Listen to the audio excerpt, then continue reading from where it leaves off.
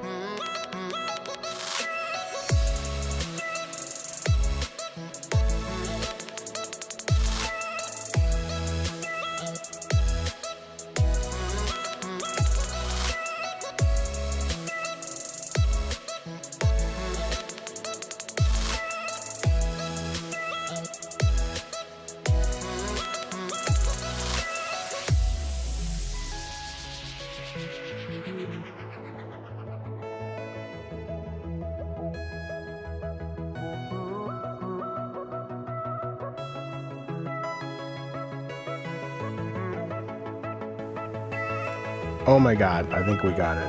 I think we got it. Can you guys hear me now?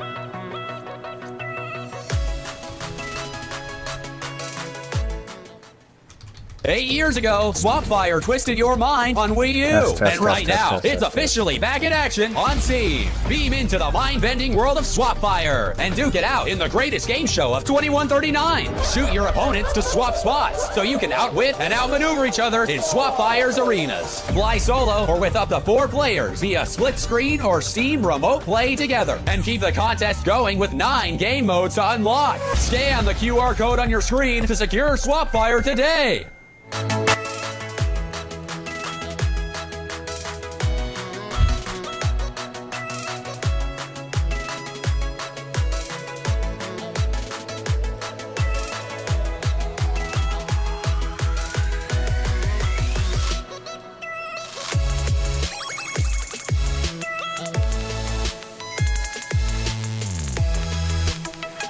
Oh, really? Do the ads bother you? Well, fucking subscribe to the fucking YouTube Premium. I don't run the fucking ads.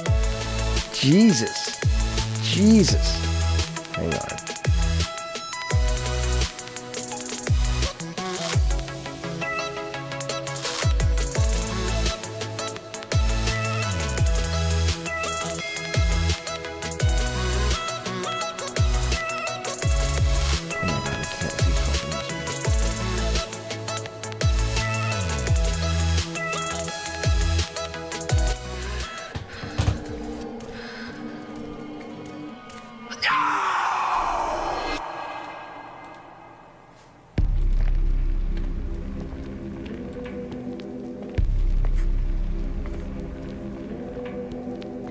No, if you are a YouTube member, you will still get ads probably, but you won't if you are a YouTube Premium member. Let me see. I'm not able to hear this ad. Let me see if I can hear this.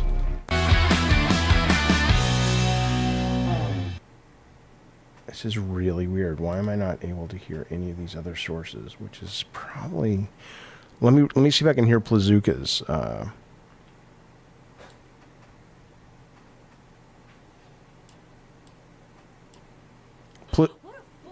Hello. All right.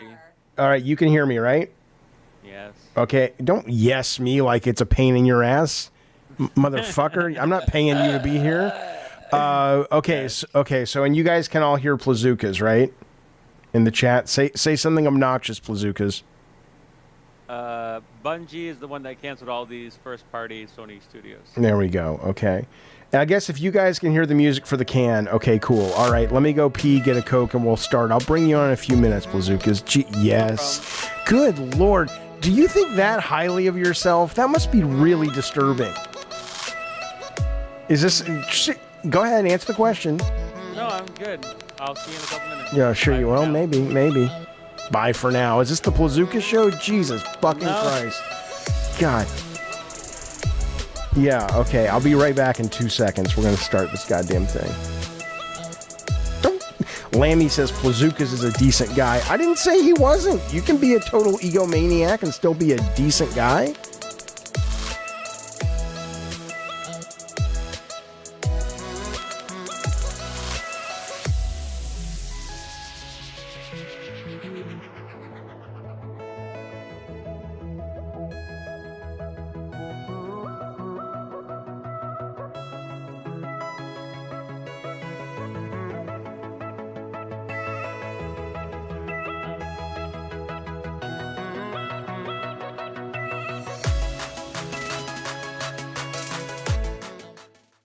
Eight years ago, Swapfire twisted your mind on Wii U. And right now, it's officially back in action on Steam. Beam into the mind-bending world of Swapfire and duke it out in the greatest game show of 2139. Shoot your opponents to swap spots so you can outwit and outmaneuver each other in Swapfire's arenas. Fly solo or with up to 4 players via split screen or Steam remote play together. And keep the contest going with 9 game modes to unlock. Scan the QR code on your screen to secure Swapfire today.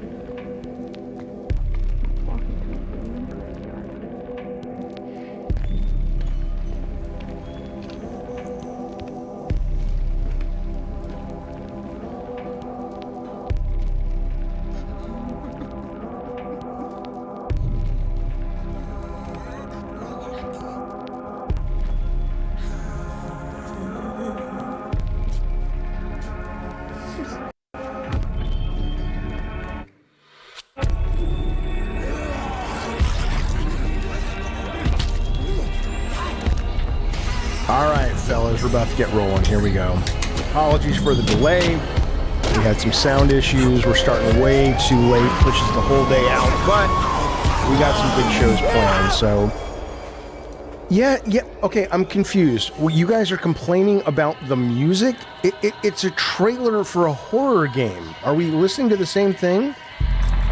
Or maybe something different is playing and you're listening to something totally different. Because I'm like, it's a fucking horror game. What do you guys... I mean, what do you want them to be playing? Fucking Talking Heads? The Chipmunk Mall song? What are you talking about?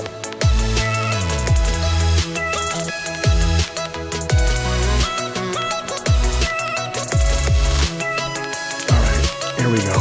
28 seconds, 27 seconds. Just like a SpaceX phone.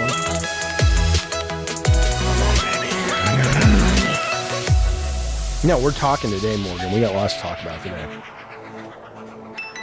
Yes, it's techno. It's free. It's a song send me a fucking license-free song and I will put it on. Good God, music snobs coming out the fucking woodwork. All right, here we go. Let's do this fucking thing.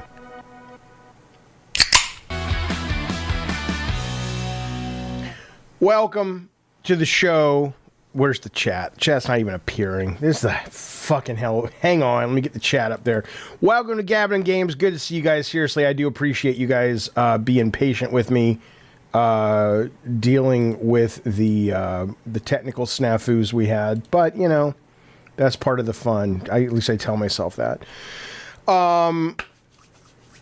Taylor Swift. Hey, shoot me Taylor Swift. I'd love to play. Look, whenever I play a licensed song, I end up having to, spend an hour and a half getting rid of it, which I like. I don't mind, but, sometimes I don't have the time to do that. Like today is very, very busy. Anyway, point is, welcome to the show. Welcome to Jaffe Talks Games. That's our morning show. I'll tell you what's coming up in the day. We've got almost immediately after this show, but now we've pushed everything.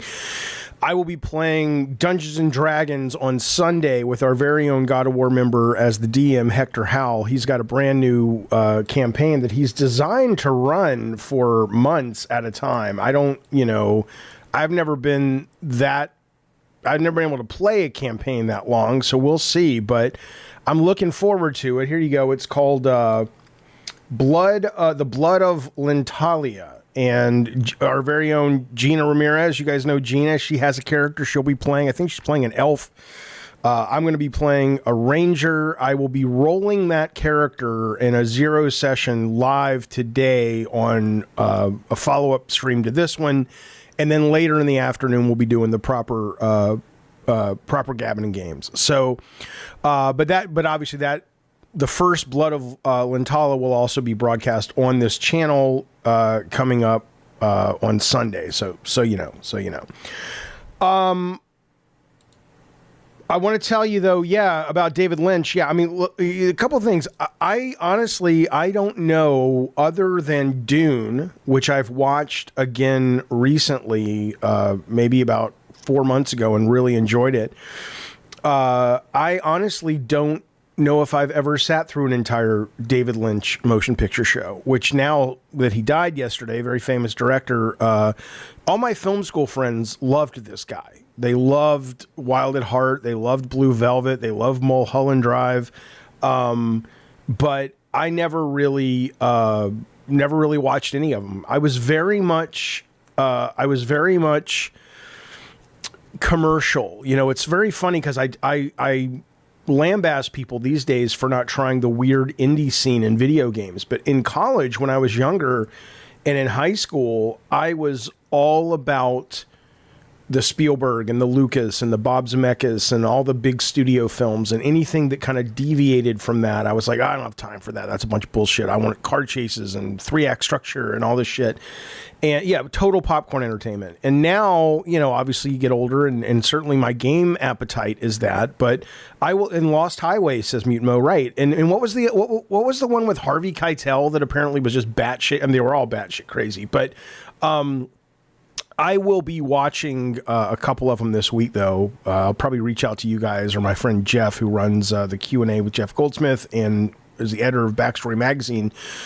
He's a huge David Lynch fan. And I'll probably ask him what's a good one to sort of watch. I mean, I saw The Elephant Man on cable forever back in the day, but never really watched Twin Peaks. Never saw Eraserhead. So I definitely am curious about some of his stuff. Ivan, you're going to watch the Indy Jones trilogy for the first time. I'm very curious what you think. I mean, I showed my kids maybe 5 years ago and Raiders, and not the whole thing, because it is very, I mean, it's wonderful. I love it. It's my favorite movie of all time. But if you watch it fresh, just with new eyes today, I think it is definitely paced slower than what a lot of people are used to for their action movies. I don't mean it's like a slow moving movie, but just they linger on shots compared to what people do today. So I'm curious what you think. Let us know next week after you've watched them, but I'd love to know that.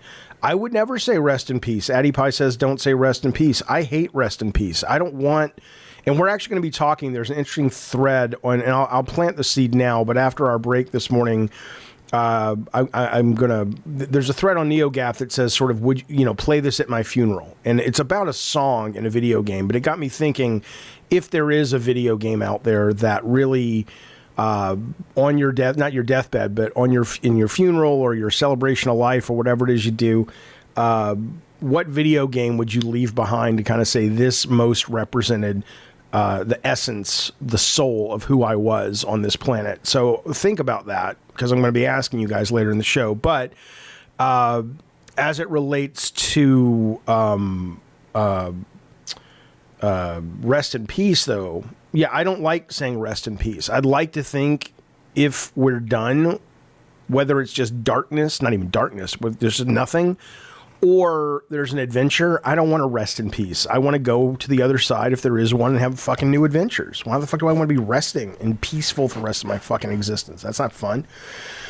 Anyway, we'll get that guy that did the Iwata mock funeral to sing at yours. I already got my whole thing planned out. I mean, I already got my whole fucking thing planned out, man, in terms of what songs I want. So what do you mean, am I just talking about Sony devs? Me? No, we will be talking about Sony devs. We'll be talking today on the show about a little Switch 2, a little Mario Kart, a little Sony dev news. Actually, a decent amount of Sony dev news. The cancellation of the God of War game, the Siphon Filter probable game, service game that was canceled. Some of the stuff Shu said on Kind of Funny yesterday or 2 days ago, and a couple of other things as well. A lot of stuff going on, so we will get to that in just a couple of moments. I do want to remind you, if you didn't catch our chat yesterday, Victor Lucas and I had like almost a 3-hour chat. I had such a great time having him on the show. The back half of the show is all deep dive into Indiana Jones, tons of spoilers. We'll put up timestamps today. In fact, I would say, Tech Protect, if you can take a note, we should put a couple of key timestamps on that video, because the back half is Indiana Jones and the front half, it was all about yesterday's Switch reveal and video games in general. And it was a great conversation. I really, really, really enjoyed having him on. Hopefully we can do it again sometime soon. But yeah, the tandem bicycle, that's right, Necro. But that's up now on the channel if you want to watch that. So just wanted to give you a heads up that is available for your eyes. The one thing I did want to say, though, while we were talking, I just wanted to show you this because I was very,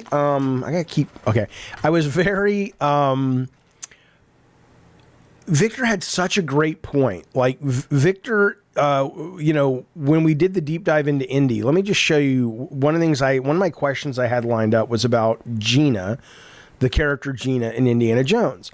And here she is on your screen, and I find her in the game. I think she's an incredibly likable character. Her and Indy have chemistry, and there's a hint at a romance that could happen, blah, blah, blah, but I'm not going to spoil it for you.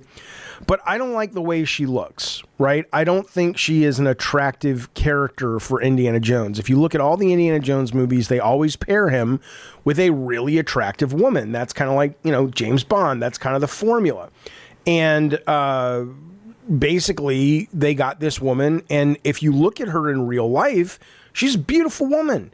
And she does look like the character. Like, you can tell they took her face and they made her the model based on the actual actress.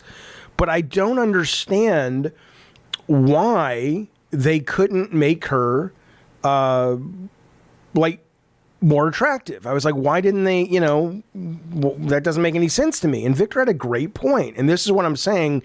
The conversation with Victor was really, really super interesting to me. And he was a great guy to talk indie with. And he had a point. He said, the problem is with that theory or that desire, Jaffe, in this game is that in the game, and he's right, there's a whole part where if you play it, if you watched Raiders, Marion Ravenwood, he's on the outs with Marion again, as he tends to be often. And that is the motivating factor for the whole adventure. And Victor's theory was if they would have made her look as glam as Allison Duty in Indiana Jones' Last Crusade or a Bond girl or whatever, it would have been weird, and it made more sense that they had almost more of an intellectual romance, more of a passion about learning and history and the adventure they were on, and it really wasn't about sexual chemistry. And I was like, all right, I don't know if I agree with that's why they did it, but it was a pretty. I'm not reading into it too much, Addy Pie. That's what Victor suggested, and I was like, all right, that's whether that was intentional or not. That makes a lot of sense. But whether or not the reason she doesn't look as good in the game as she does in real life was something else, I don't know. I know that to me it's a little strange. It didn't land, and it did feel weird to me. And I assure you, I am not going to get into this DEI crap with you people. I don't care what it was. I'm just curious about why it was. Like, what the logic was. Like, did they actually say, let's take this woman here, Alessandra Mastroianni, or whatever her name is, and go, let's make her look less appealing? That's a very strange, conscious choice on behalf of a AAA game. I don't understand that. But as for somebody mentioning that's like the Star Wars Outlaws girl, I don't think Kay Vess in Star Wars Outlaws was a unattractive character. They did some tech issues where certain lighting and screenshots they released didn't look very good, but she was super cute and super likable, and I thought she was fantastic in Star Wars.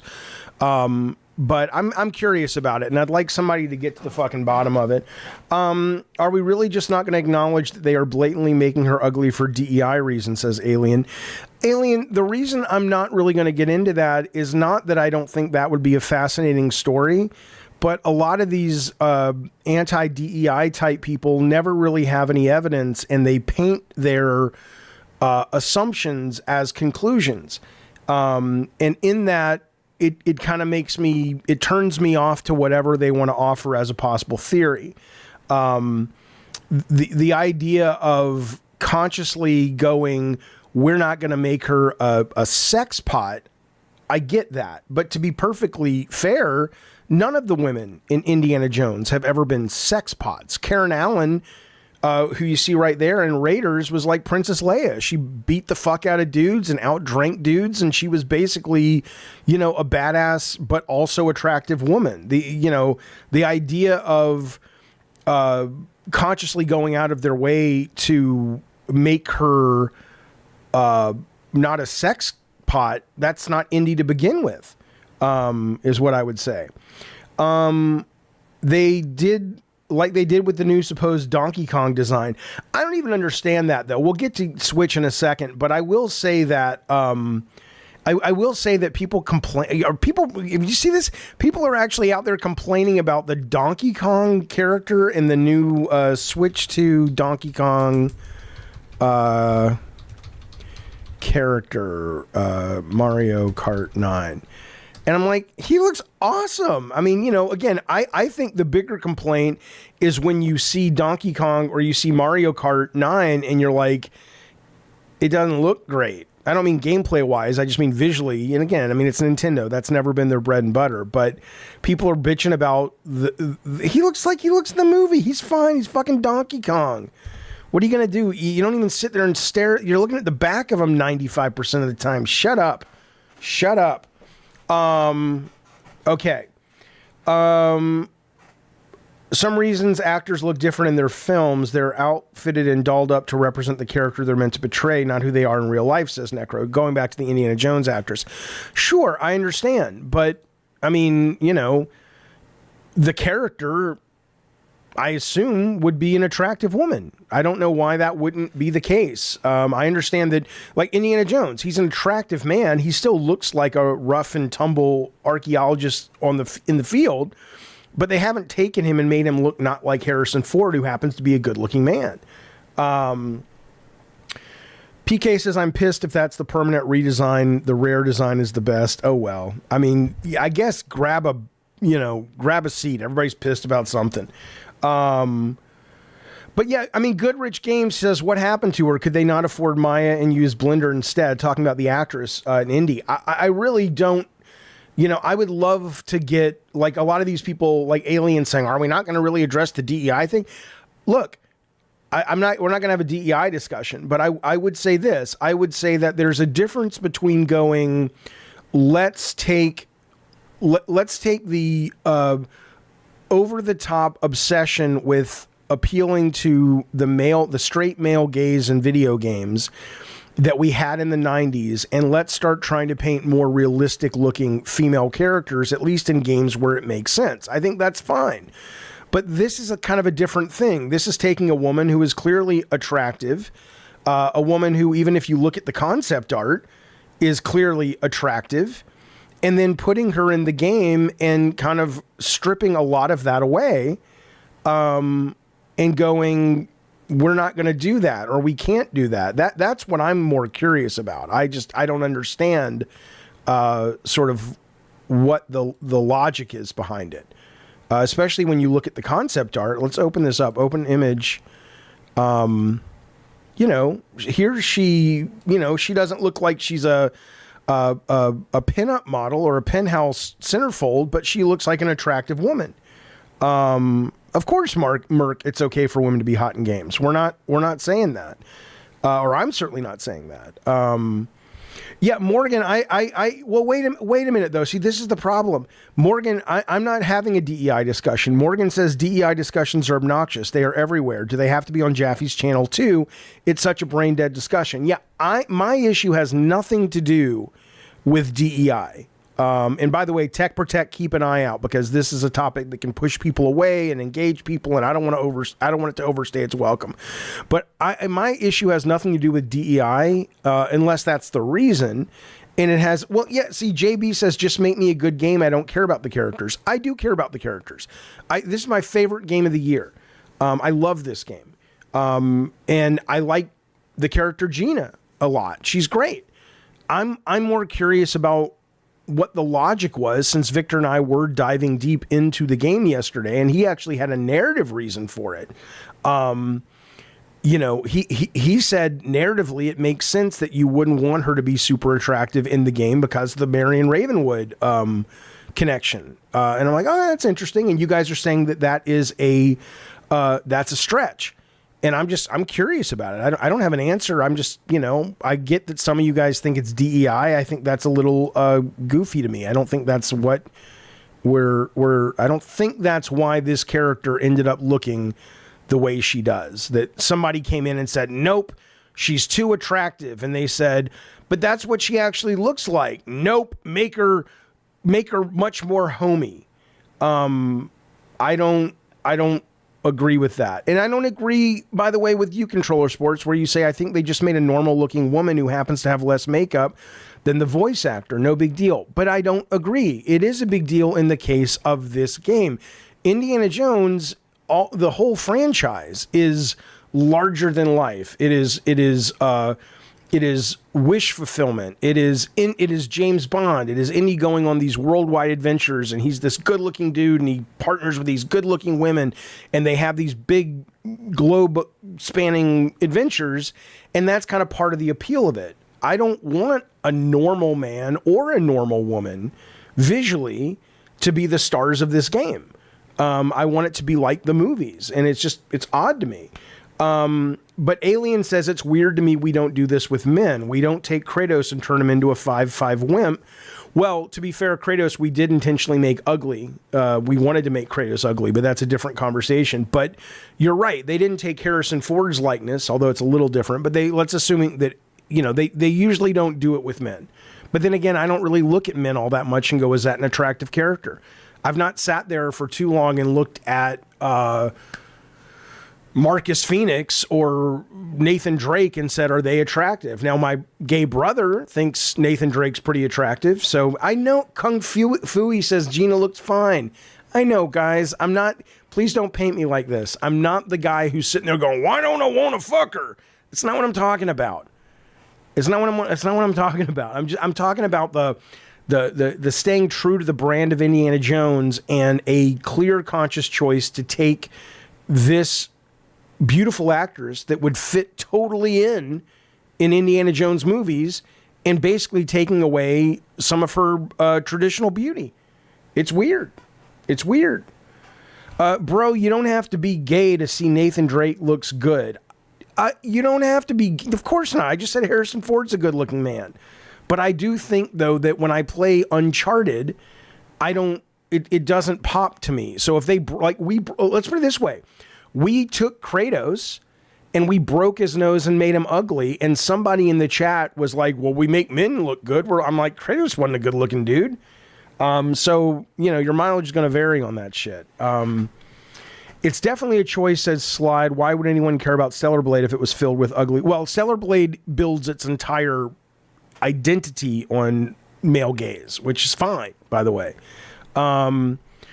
Anyway, this is not a DEI conversation for me. It's just, it's more of a design creative conversation. I'm very curious about how that decision was made. And Marion was hot. Absolutely. So was Elsa Schneider in the third movie. 100%. 100%. All right. Well, anyway, do with it what you want. I was curious about it. That's why I brought it up. I'm not trying to make a big thing. I just, I like these sorts of discussions because I wonder what people's logic is about this stuff. Okay. Speaking of Indiana Jones, PlayStation Plus is adding God of War Ragnarok and Indiana Jones. Who knew my boy and their boy would be together in a headline? Makes me happy. Orcs Must Die 3, Like a Dragon, and Atlas Fallen are also coming to PS Plus. I will say that Indiana Jones, it's not the Great Circle. It's Indiana Jones, I think, is it the Staff of Kings is the one that they're bringing? Yeah. It's not a great game, but it makes me actually kind of want to go play it again because now that I've played Great Circle and just absolutely loved Great Circle, I'm very, very... I want to go back and try to see if I can actually get into this just because I do love Indiana Jones so much, to the point that, I've read the novelizations, I've read the comics, I'm such a fan, and to have been reintroduced to this guy through the game makes me go, ooh, more. Give me more indie, please. So, did anybody play this? I know that, the Tomb of the Emperor was the one that the Collective did, which was excellent. And then there was another one about the Infernal Machine, which was okay. But Staff of Kings, I don't really remember well enough. And so I'm trying to remember why I didn't like it, but I just remember not thinking it was all that great. Yes, the Dragon Age director is leaving. Whether or not she was fired or not, I couldn't tell you.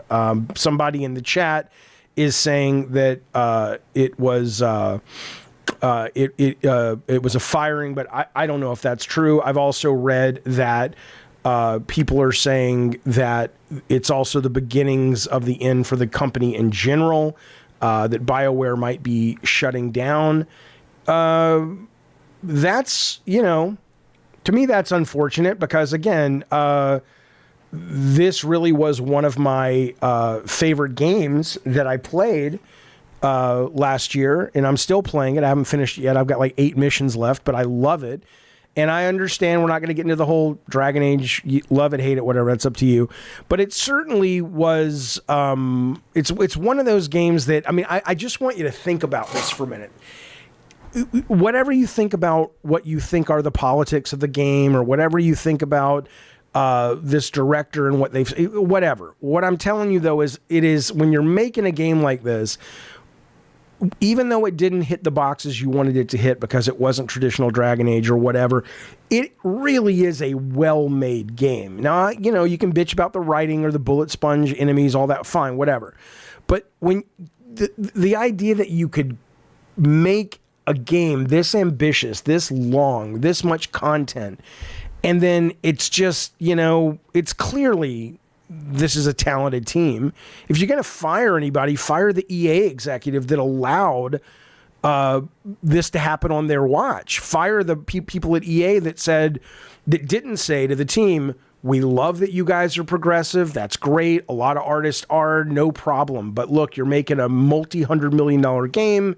It's probably a good idea to either put that in there in a way that, you know, isn't going to be so overt that, as much as we hate to admit it, it's going to upset a lot of our audience and they're going to stay away. Or even beyond that, it's Dragon Age. We get the Dragon Age from game to game shifts tonally, but you guys are shifting to such a dramatic effect that you're going to turn off a lot of the Dragon Age fans. Like, that's the person, if somebody got fired from Dragon Age, make it that motherfucker or that group of motherfuckers, but don't make it, you know, that would be like if we had made God of War 1 and God of War 1 was excellent, but tonally or conceptually it didn't connect.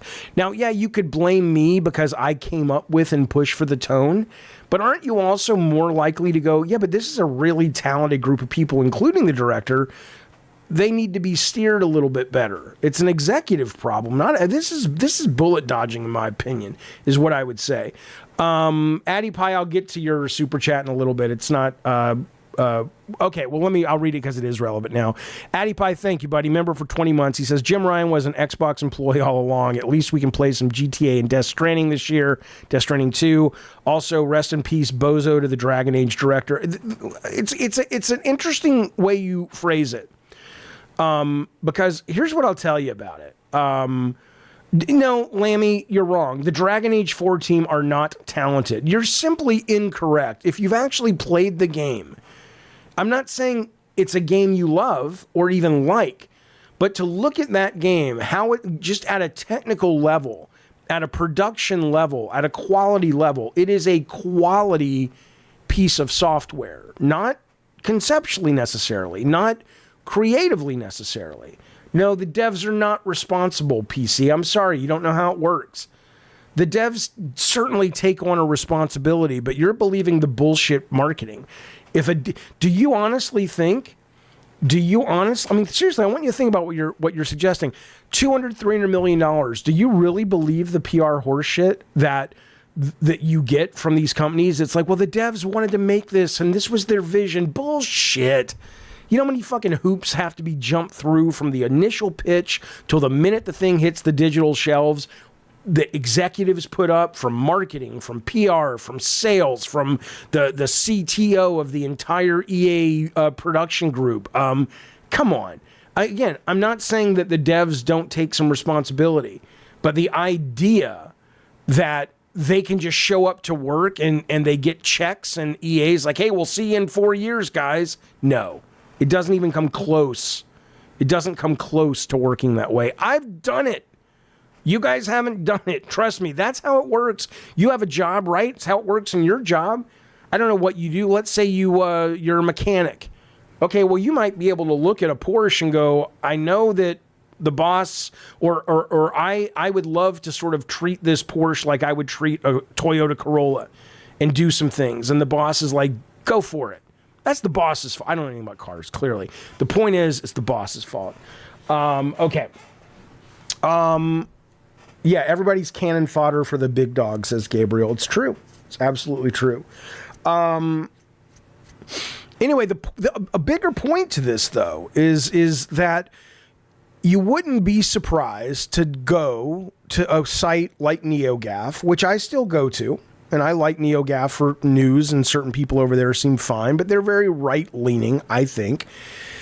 And they're just running victory laps that this woman is gone, and there's misgendering happen all over the place, and it's all of this just sort of not all, but there's a lot of hateful rhetoric about it.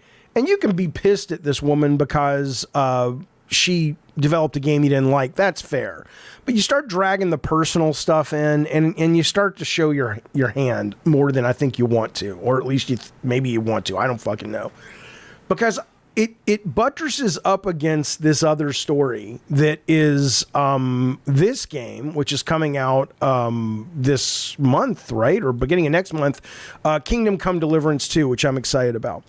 Which is, there is a rumor, it's not been substantiated, but it sounds pretty credible, and most of the media is saying it's probably true, but we don't officially know yet, that a gaming outlet in Saudi Arabia said that this game has been banned in Saudi Arabia because Kingdom Come Deliverance 2 has some gay sex cutscenes that I don't think you can skip them, or even if you could skip them, I don't think it really matters. I don't think Saudi Arabia is like, well, if you can skip the gay cutscenes, because then they would just put a skip button in and you'd be done with it.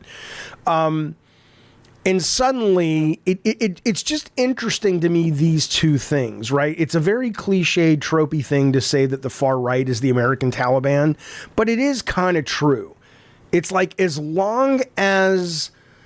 Because a lot of these people that didn't like Dragon Age would say, if someone were to say, should we ban all progressive left trans people from directing video games? A lot of them would say, yeah, I'd be up for that, right? It's no different than Saudi Arabia banning Kingdom Come Deliver 2 because there's a gay scene. It's just what you happen to agree with. You're either a progressive, open-minded, free speech warrior, or you're basically, what's the word I'm looking for? Not an asshole, but that's that. But you either support all free speech and artistic expression, and you don't have to buy it, but you got to support it being able to exist, or you don't. Nine Live says, just make a good game. It's not that simple. Yeah, Lammy says you can make the game and I'm just not going to buy it. Totally fine. I agree with that, of course. No one should make you buy a game. That's ridiculous. Or not buy a game, Why can't people make their own boundaries, says Addy Pie? They can.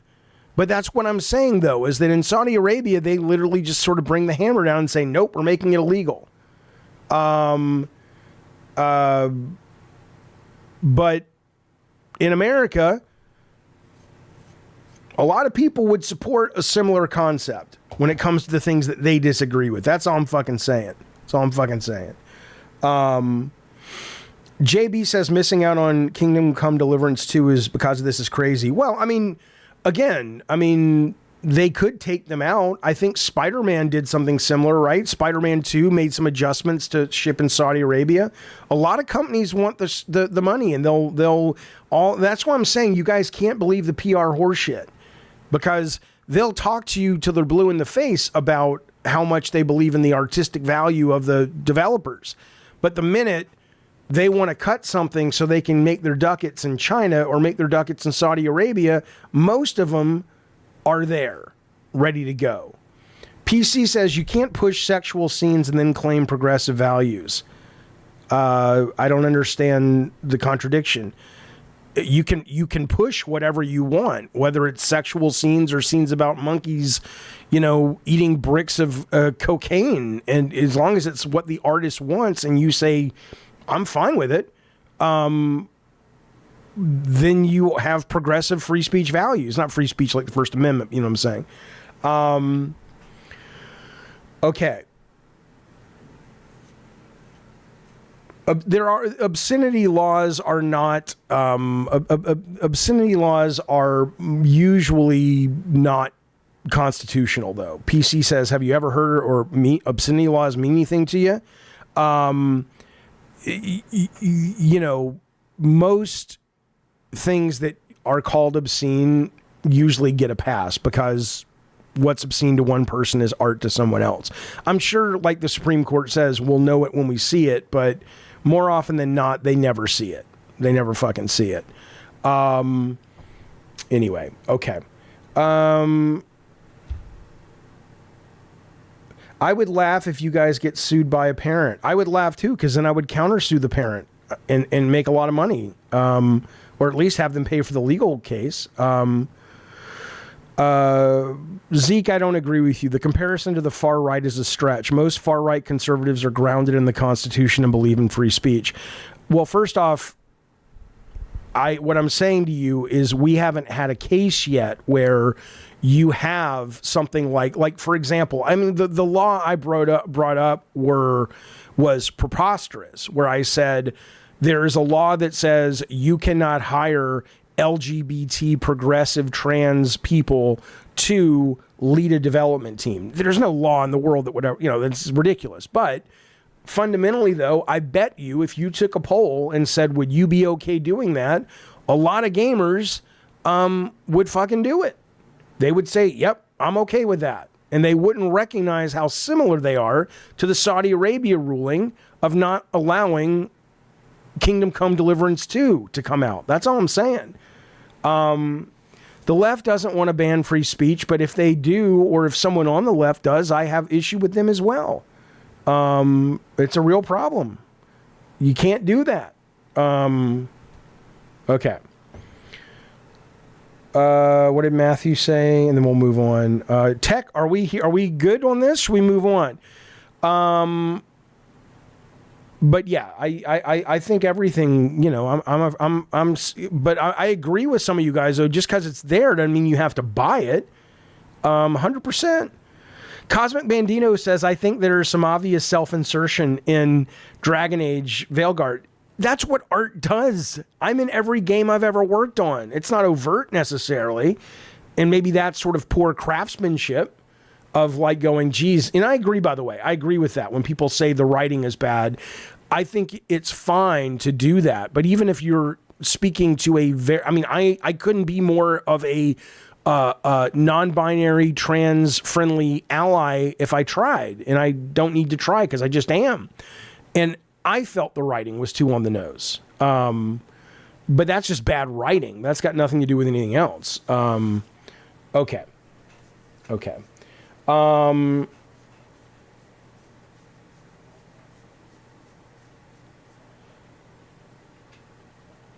Baldur's Gate 3 was woke and nobody cared because the writing was better. Could be, yeah. And I get asked this all the time. Yeah, we're going to the next topic, I promise. I get asked this all the time about would I do God of War the same? Yes. That bothers me so much that people seem very confused by the fact that I can be progressive and liberal and supportive, and I also have to suddenly, with that, I have to not be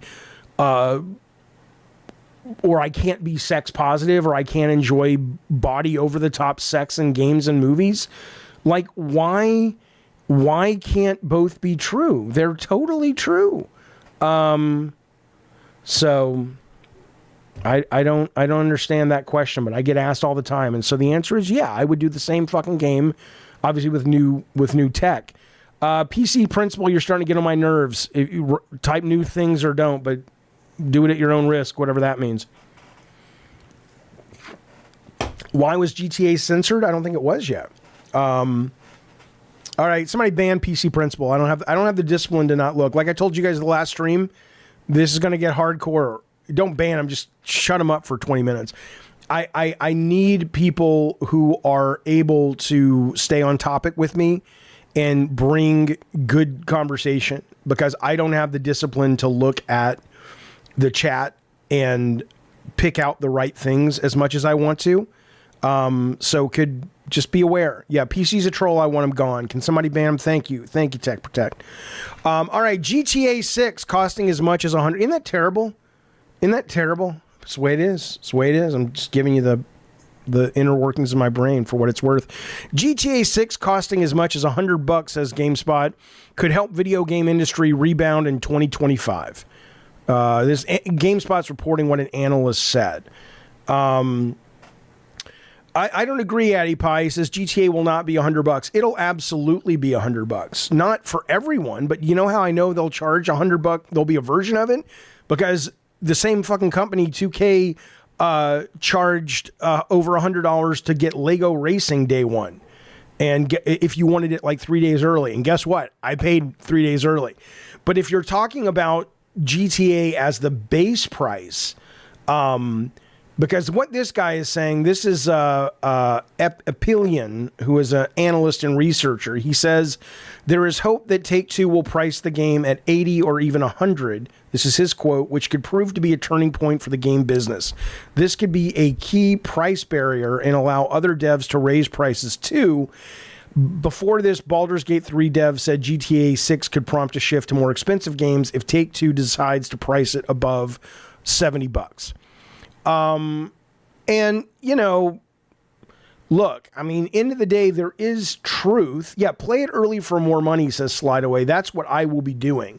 But if I wasn't streaming it and I didn't make money off of streaming it and getting it early, then yeah, I would never do that. But a lot of people do, and that's fine, and I don't have a problem with it. I don't have a problem if they say, hey, it's going to go on sale for a month for $150, and after a month, you can buy it for $70.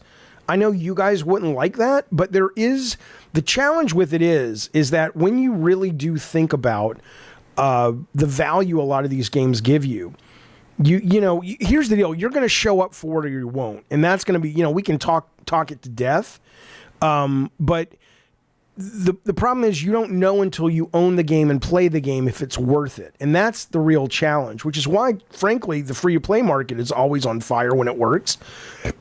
And that is why something like Call of Duty, whether you buy it or you get it on Game Pass, works, because it is that Call of Duty. I'll tell you mine. I'm sure you've got your own list, but Call of Duty, Marvel Rivals, Call of Duty 6, Marvel Rivals, Hearthstone. I'm trying to think of a handful more, but certainly Marvel Rivals, Call of Duty, Black Ops 6, Hearthstone, Marvel Snap.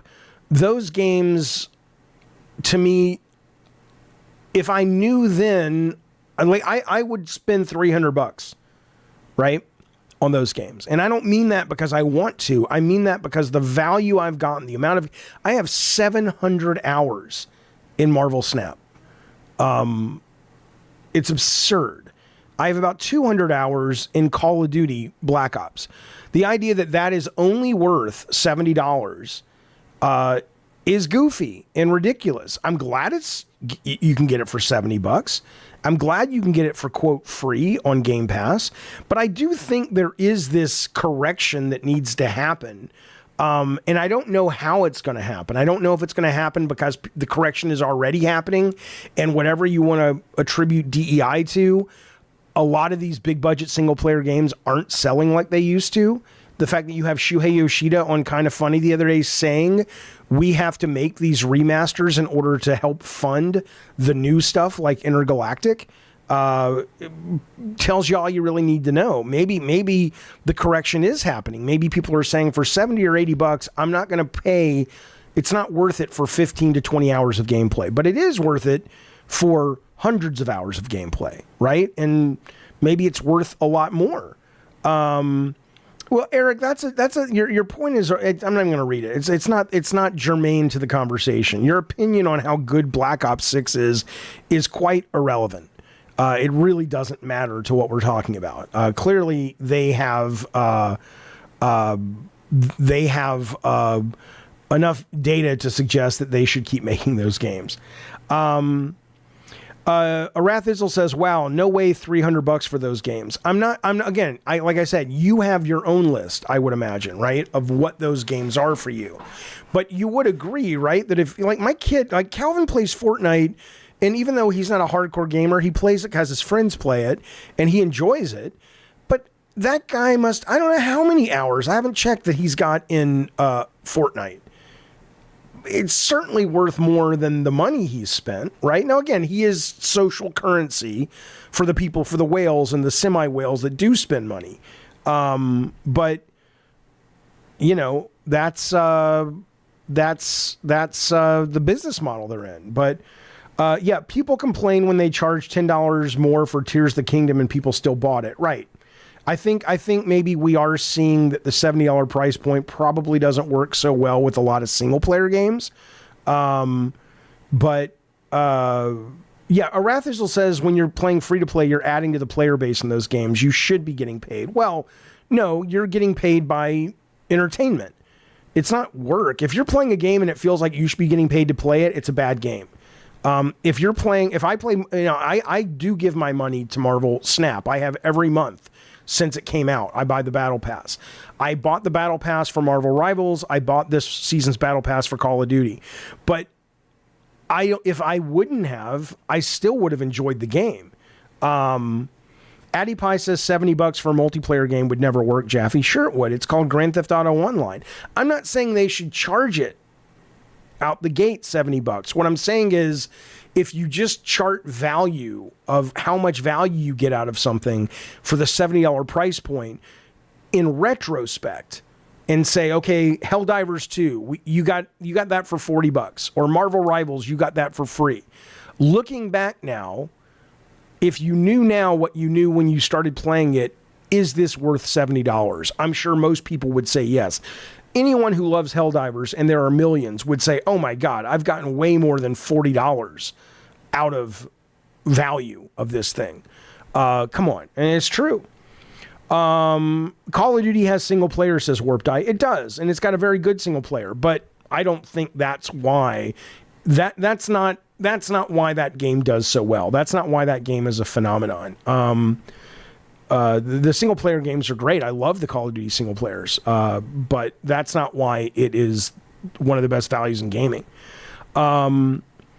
Interesting. So NC says Helldivers is worth $40. It's too repetitive for $70. Interesting. I think most people would disagree with you. Matthew is one of them. He says, no, I would have spent way more than $40 on Helldivers. Byte says GTA 6 is worth over $100. It makes it worth the money. Yeah. No, Call of Duty is insane. Call of Duty has zombies, it has multiplayer, it has campaign, it has new seasons, it have new levels. It's insanely tons of value. Tons of value. Brett Moore says, I've put plenty of time and money into Helldivers, and I don't feel like it was a waste. So so would you say $70 would have been fair if you realized you had paid $70 for it? Nobody wants to pay more than $70. Addy Pie says whoever wants to pay more than $70 is too rich for their own good. Nobody wants to pay more. Nobody. I like to pay nothing. I'm just saying that fundamentally, I think what this analyst is talking about and what a lot of these people are talking about raising prices is. Because there is a really weird thing when you think about, good God, these people are playing our game for a lot of fucking time. And they got it for $60, $70? That's weird. Yeah, Cosmic Bandito says if Master Chief Collection comes to PlayStation, $70 is definitely worth it. Right? I don't think people are crying. Byte says if you want games to be more ambitious, you have to pay more. Stop crying. I don't agree that ambition is related to cost unless you're talking about production value. But look, I think there's always a battle betwixt the consumer wanting everything for free and the people needing to make a living and make a profit. So I don't think it's wrong to push back on a price point that's going too high, but I do think that's why this is so difficult, because it's hard to pay the price you should pay until you realize the value. And you don't realize the value until you've underpaid for it and played it for years and gone, okay, Helldivers was worth more than $40, basically, is what I would say. Okay, let's move forward, my delightful delinquents. Let's talk about the Switch 2 a little bit, and then we'll get into some PlayStation drama as it relates to games as a service and things that Shu said on Kind of Funny and things like that. Dark Cloud, why are you oh, you're just trolling. Yeah, okay. I'm going to read it. I will train you trolls into recognizing if you write something smart, I'll read it. But if you're just trolling and writing something stupid like that, no way. No way. Okay. Switch 2 obviously was revealed yesterday. I just want to push back on some of these I want to push back on some of these think pieces about people in the journalist community writing about, stop bitching that the Switch 2 reveal wasn't all that dramatic. We've got VG247 saying, give it a rest, Killjoys. Nintendo doesn't need a new hardware gimmick to surprise and delight. Opinion, game developer, yes, the Switch 2 is alarmingly sensible, but let's all just take a deep breath. And I'm like, and I saw a few more of these. There was touches of them in the IGN story about the analyst saying Switch 2 won't outsell the original. And I'm like, you know what? Fuck off, okay? I can be excited for the potential of the Switch 2, but you're not going to convince me. Yes, was it a sensible business decision to not rock the boat? Yeah, nobody was looking for them to release a fucking the Nintendo Cardboard 2 system, or nobody was like, don't give us the Switch 2, give us another fucking alarm clock. Okay, we get it. And yes, name it the Switch 2. The people who were upset, not upset, but the people that thought that was a really piss poor revelatory trailer are not upset because of what the hardware showed or didn't. The hardware was fine. Calling it the Switch 2 is fine. What was disappointing about it was very, okay. And that doesn't mean it won't be successful. And that doesn't mean that wasn't necessarily what Nintendo could have, should have done, revealing that trailer at that time. But don't get bitchy at us because we're going, okay, all that's true, but you pay for that in lack of interest, right? I don't think the audiences aren't going to show up for the Switch 2. Of course not. I think it's going to be very successful, of course. But don't get all bitchy because I'm just like, I expected something. I expected to be surprised. Probably why you've got all these other think pieces coming out today about, here are our theories about Mario Kart 9, because they gave you nothing to talk about. They gave you nothing to be excited about. Yeah, PK says you have to wait for the actual reveal on April 2nd. I get it. And that's wonderful. No problem. But when you put, I don't know how this is hard. When you put something on the internet or on TV, when you basically market something, you are inviting responses. If you weren't, you wouldn't be marketing it. You wouldn't be showing it yet. So I'm sorry, but if you put out a trailer to one of the most successful consoles of all time, people are going to have an opinion. That's why you put it out. And the opinion for some people that clearly these think pieces didn't agree with were like, okay, whatever. No big deal. We'll see what happens. Of course you got to wait. I'm not saying April 2nd isn't going to be one of those wonderful Nintendo reveals with like 5 games that were like, oh my God, that's so brilliant.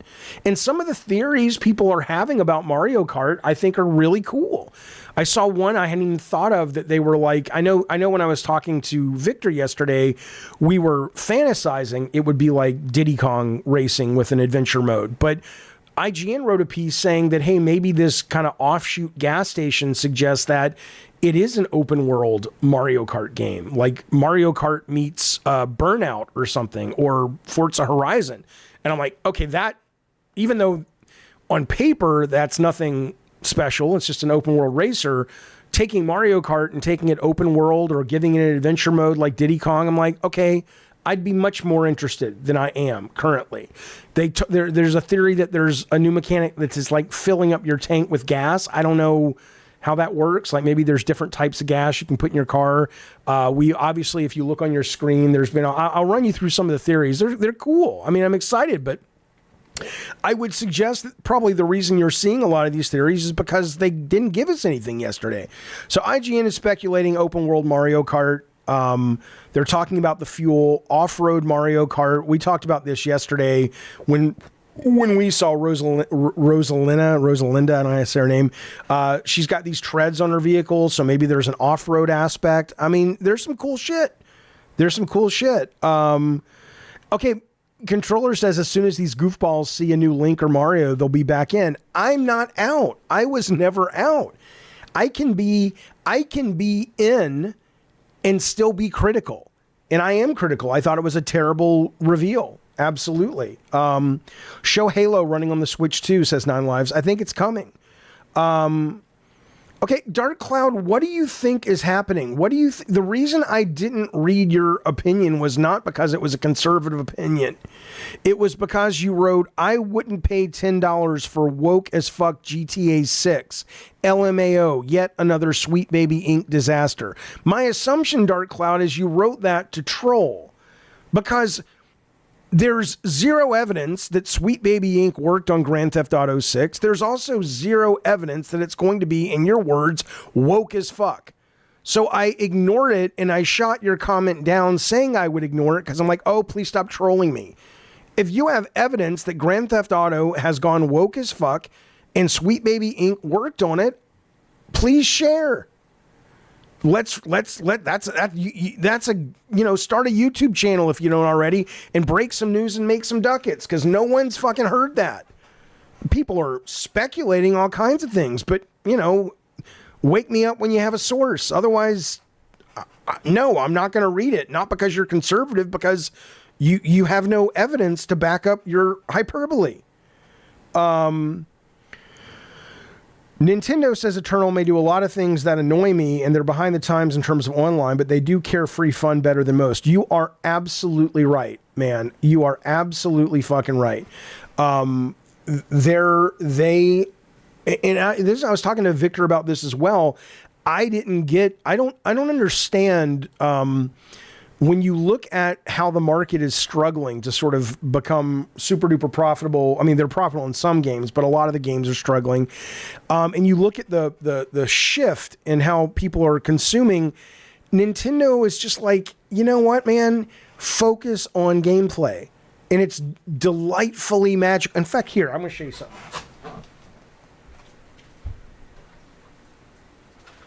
I mean, I am a fan. I'm a fan of Nintendo. I'm a fan of gameplay first. Here's my Switch.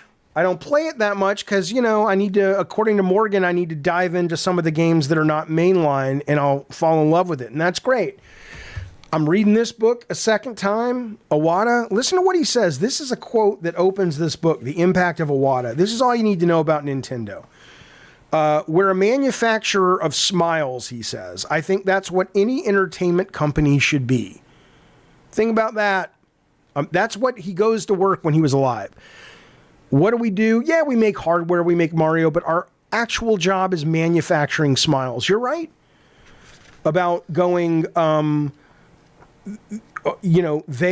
they make carefree fun better than anyone else. And they start their games with mechanics. They're brilliant. And it allows them to get past a lot of these, whether it's a live service thing or amazing tech or this, that, or the other. It lets them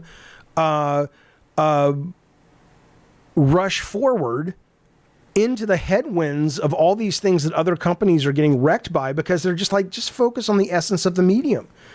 And Victor and I were talking, it's like, why is that so hard for these other companies? Why hasn't Sony or Xbox or any of these companies gone, wait a minute, these guys have been giving us the blueprint for decades. Just start with your interactivity. Nothing else matters. You're not artists. You're not telling a story. All that's just fine, whatever, but start with mechanics. Start with interactivity. I don't know why they don't do it. I don't know why everybody doesn't do it. And then they bitch about the money. But here's what's really interesting, though, is all this ties together. It's marbled together in a cake I like to call Jaffe Talks Games. See what I did? Hang on a second. There we go. So listen, it's all kind of marbled together, right? There was I love what Sony's been doing as well. Arathizzle. Nintendo is not for kids. That's ridiculous. That is ridiculous. Nintendo's thematics are family friendly and childlike, but to say that the gameplay doesn't engage anybody over the age of like 10 suggests you don't really spend any real time with their software, because that's simply not an accurate assessment of their company. Yeah, that's different. JB says their games don't appeal to me. Totally fair. And I would wonder, JB, I wonder what would happen. How much of the lack of appeal of their games to you is the visuals, right? If a company came along and said the same thing Nintendo said and said, we are going to do gameplay first. We're always going to start with mechanics, blah, blah, blah, blah, blah. But thematically speaking, we're going to lean into, 18 and up, right? And one could argue, Bayonetta 3 does that. Nintendo has some games that do that. It's not their game, but you know what I'm saying? It's second-party exclusive. But I do wonder if you could build a company around Blizzard. You could argue Blizzard used to be that.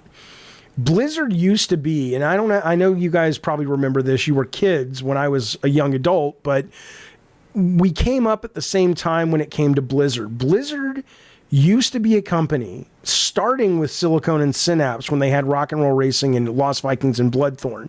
And then they became Blizzard with Warcraft, Warcraft 2, StarCraft, all this. Up until about, certainly before Activision, but it actually started happening a little bit, well, certainly Activision after, but it happened a little bit before. It started, they were like, they invented it's done when it's done. It'll be out when it's ready. It'll be out when it's done, right? They would kill things and restart them. Their art was insane, beautiful art, just games dripping with passion that were also commercial for teens and adults. And I think maybe that's what made them so special is they were Nintendo if Nintendo wasn't so family friendly. And it absolutely worked for them. And I don't know if we have that anymore. I don't know if that exists anymore because a lot of the things that appeal to adults include high fidelity visuals. And in that, you have to raise the budgets. And in raising the budgets, you kind of squash that sense of the art has to battle mightily with the business more often than I think. More other companies tend to let, at the AAA level, the business wins out a lot more than the art because of, I get it. You're spending $400 million on a game. So cut back the story shit and just make great games, Morgan says. Well, again, think about it. They did with Returnal. Think about how great Returnal was. Returnal shat the bed because they fucked it up trying to make it so much of a roguelike and not a roguelite. And that's where they fucked it up. And I blame the executives on that. I blame the executives at Sony either not knowing enough about gameplay or that genre or not being willing to push back on these guys to go, you are so close to making a game that is going to be just groundbreaking for us in terms of success. This game is so fucking good. Don't, as Stephen King says, kill your darlings, kill your babies. I know you want it to be a roguelike. It needs to be a roguelite because you're going to kill your fucking sales. And that's what happened. That's what happened. Yeah, Morgan says I would have loved it to be just hard with no rogue design. Yeah, or I would have liked it to be a roguelite. And let me tell you something. Blizzard, I think we're solving this on this stream. So if you're out there and you got money to spend, go start a company. Look at Blizzard and look at certain games, not companies, but certain games where they said gameplay first, but wrap it in a wrapper for, 16-year-olds and up. So do what Nintendo does, but do it for adults and young adults. And oh my God, the magic is there. But we don't get that as much. We just don't get that as much. Am I missing something? Can anybody think of a company that's not Blizzard, that Blizzard doesn't really do it as much anymore? You can't really depend on them like you could. They're still a great company, but they're not what they used to be. Is there a company out there? Yeah, okay, that's a good one. NC says FromSoft. FromSoft is a good example. That they may very well be. I don't agree with you on Riot, Addy Pie, but FromSoft I agree. CD Projekt Red. The problem with CD Projekt Red, though, is I would not put CD Projekt Red in that category because CD Projekt Red and Rockstar I wouldn't put in that category because those guys rely so much on budget success, fidelity, visual, size that I don't think they put gameplay first. I'm not saying gameplay is not crucial to them. Of course it is. But I don't think I think gameplay sits, if not even, maybe a little bit lower than story, scope, production, and whatnot. Yeah, you're missing the point, I think. When you guys are saying, like Anthony's saying, the roguelike features are its selling point, I don't agree that game was better because it was a roguelike. If that game would have been a roguelite, and the difference is in this game is crucial. that game would have been a big fucking hit. But making it a roguelike killed it, is what happened. They may put gameplay first, Anthony. He says CD Projekt Red puts gameplay first, I think. They may have put gameplay first. But when you also have the budget that you're having to spend to make their games, you're not going to be able to be as pure about it because you're going to make concessions and decisions that are going to be like, how do we make sure that this sells enough to merit the budget for this fucking monstrosity of a budget, basically. Kojima's a gameplay first guy? No, I don't think so. I don't think so at all. I don't think his gameplay's bad, but I don't think he sits there and goes, let's start with the mechanics and is this really fun? I don't think he does that. I could be wrong, but I don't think he does that. And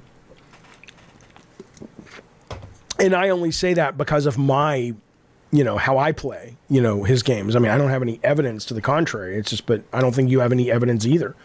I think we're just kind of guessing based on what we've played. Okay. Maybe I'll save that for this afternoon. I'll save that for this afternoon. Okay. It's an interesting story, though. Let me ask you guys a question. I need some advice. Mortal Kombat 1 came out a while ago. I bought it.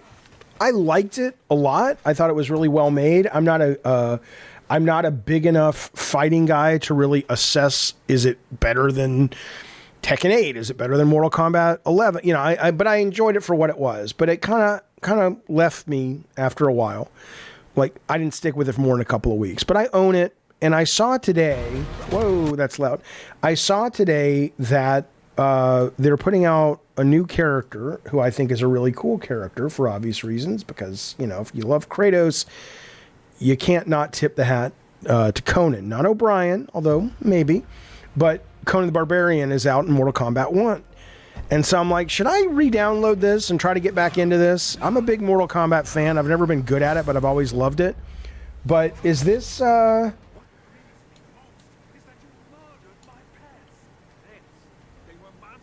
Hang on. Two things. First off, let's watch the trailer. I'll shut up and then we'll talk about it. Number two, was that Schwarzenegger's actual voice? Sounds just like him. Here we go.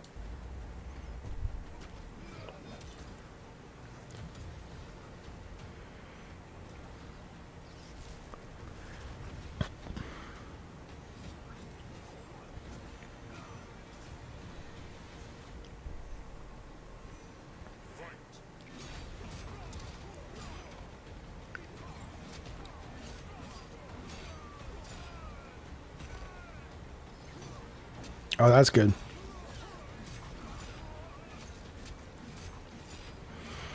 He looks great, though. Like, the proportions of him are awesome. I mean, he looks just like fucking Conan would. Ooh. Schwartzman. I always thought Blind Kenshi was a super cool character.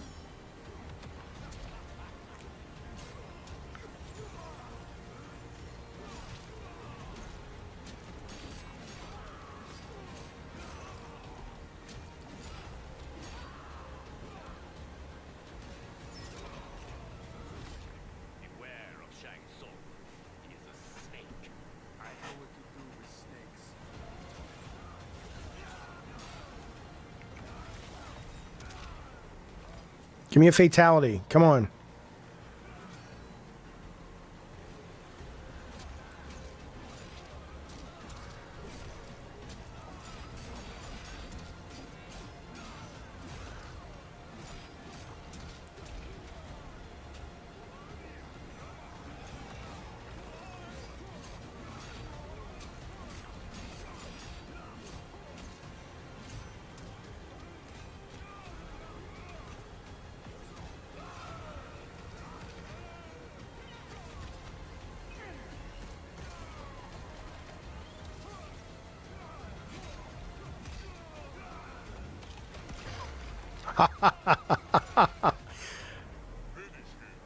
Here we go. Here we go. Give me something good.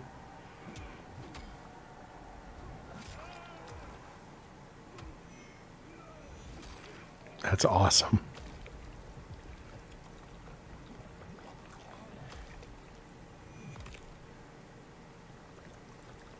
Fatality. Go. Okay. Oh, shit. Oh, shit. Okay, that's pretty good.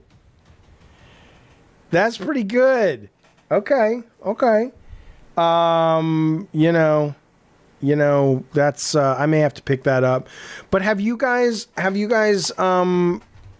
spent any time back in Mortal Kombat, or is there a reason most people dropped off? But I thought that looked really cool. I thought it looked super fucking cool.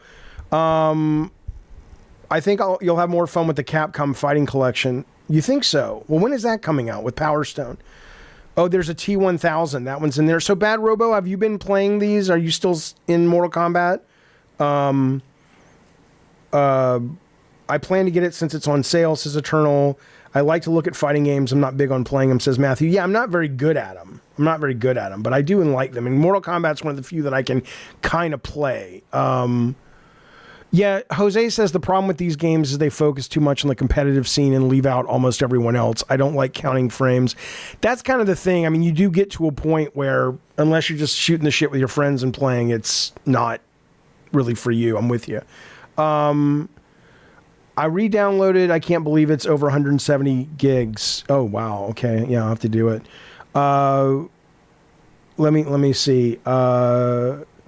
Jojo D says, I dropped off Mortal Kombat 1. MK1 Chaos Reigns is a new game and they want full price. Wait. What? There's Mortal Kombat 1, which is what I have, and you're saying Mortal Kombat 1 Chaos Reigns is a new game? I'm almost certain that's staggeringly stupid if true. I don't think so. Are you serious? Mortal Kombat 1... There's no way that's its own game? Oh,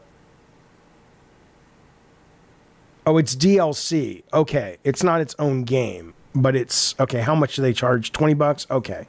It's story DLC. It's story expansion. Okay, understood. Okay, that's better.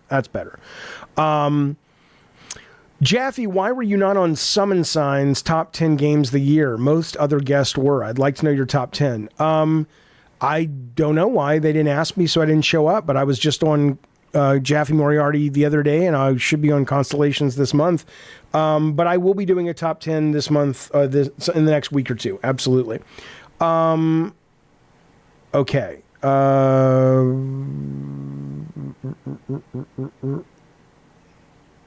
Okay. All right. Anyway, Mortal Kombat. So I'll be looking into it for sure. Okay, here's the question. So I went over to NeoGAF as I want to do, and this guy puts up this post that says, "Play this at my funeral," and it's a song from Xenoblade Chronicles. It's not really the point, but it did get me. What Jojo D says, Chaos Reigns is $80. It's probably $80 if you haven't purchased the original MK1, right? PSN store. Let's see. Let me go. Let's go over there together. It's a full price DLC. Okay, well, if it is, it can go fuck itself. Mortal Kombat 1 Chaos. Am I spelling chaos wrong? Let's just see. I mean, I know you don't spell it that way, but it's, yeah. Chaos Reigns. You can get the full bundle for $60. The expansion is $20. So if you want, I'm super confused. Are you buying Chaos Reigns and then you buy the expansion, or are you buying the expansion but the bundle probably includes the game? The original game is what it is. Let's see. Okay, yeah, it includes the story expansion, level up your Mortal Kombat 1 base. I don't fucking have any clue then. I have no idea what the fuck I'm looking at. I don't know what this is. Is this just a bunch of characters for $60, which would be fine?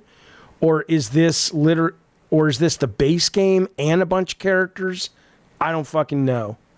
That's fucking weird. I don't understand. So I have no thoughts at the moment on this. Anyway, point being, is I was saying something. I lost my train of thought. Hang on. Okay. Man Cave, thank you. 13 months member. Thanks, buddy. He says, I saw the Colin Jaffe podcast. Word on the street is you filmed it separately because you hate each other. Any comment on that? Oh, it's totally true. It's totally fucking true.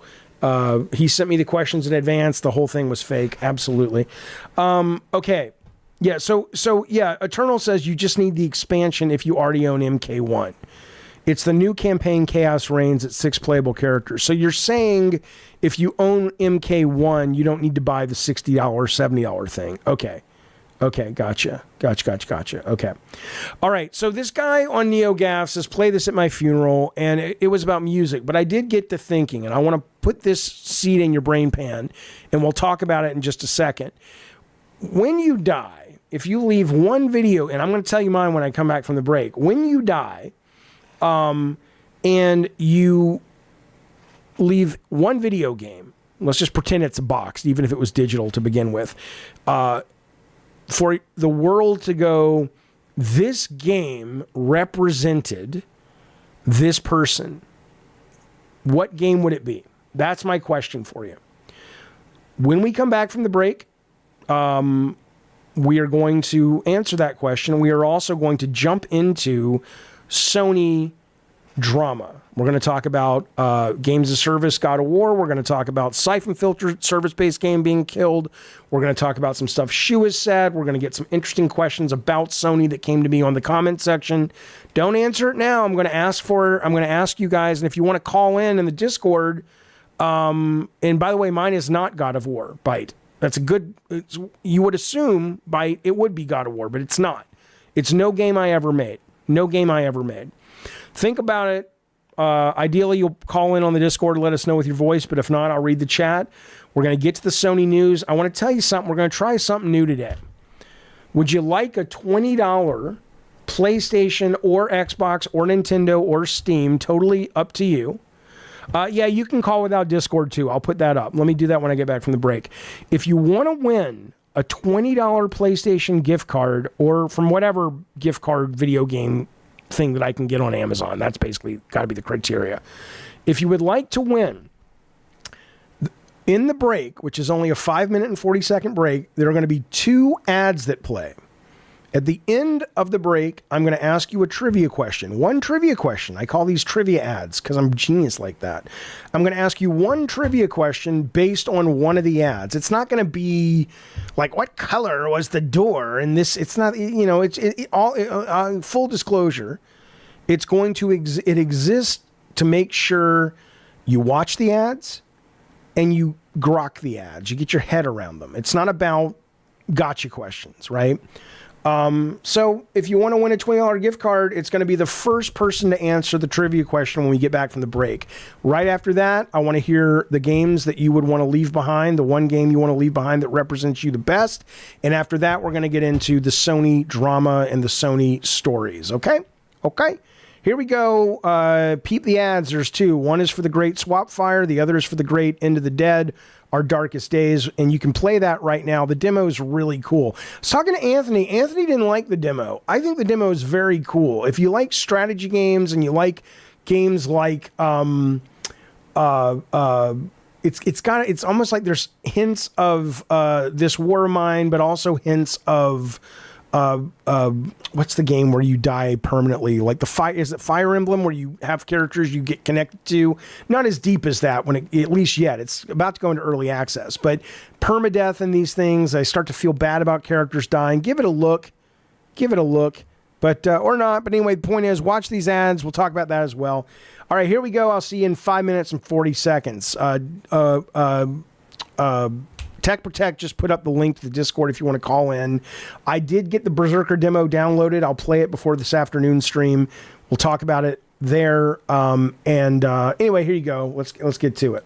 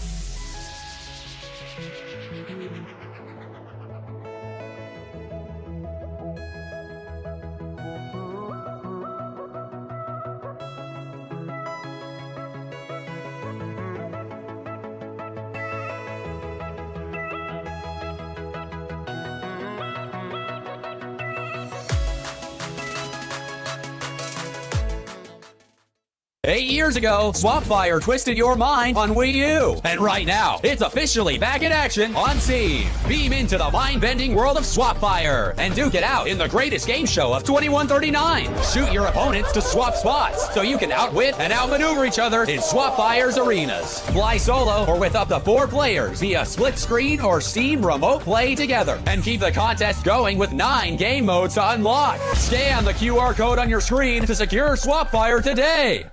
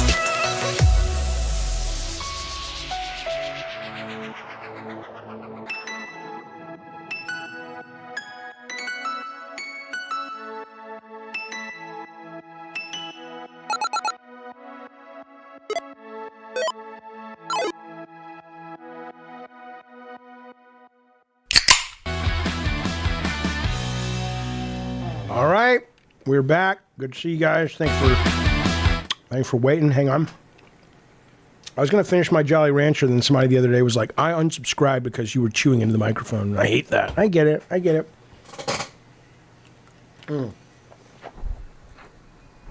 I always think when I do it, it's obnoxious and funny, but it is just really obnoxious too. Listen, here's a trivia question. But again, let me just be brutally clear.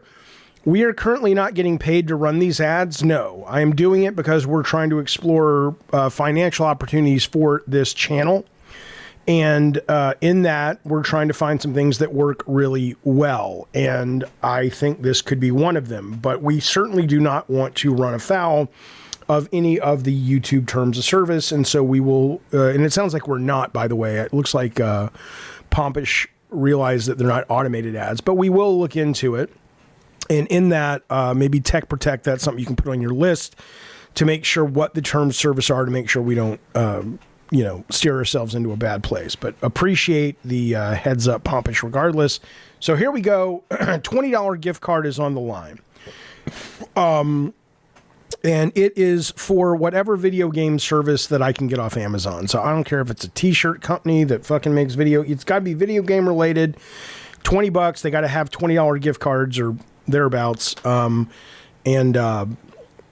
Whoever wins it, I'll tell you who the winner is. Tech Protect, please take note of them and then hit me or Tech Protect up with your email in the Discord, or just hit us up with a DM in the Discord or hit me up on Twitter and we'll get you taken care of. But make sure before the show ends, Tech Protect is aware that you won. Okay. Pompish, no, it's not your bad. I appreciate you looking out. Thank you for the super chat. You didn't need to do that, but thank you for that and thank you for looking out. Here is the question.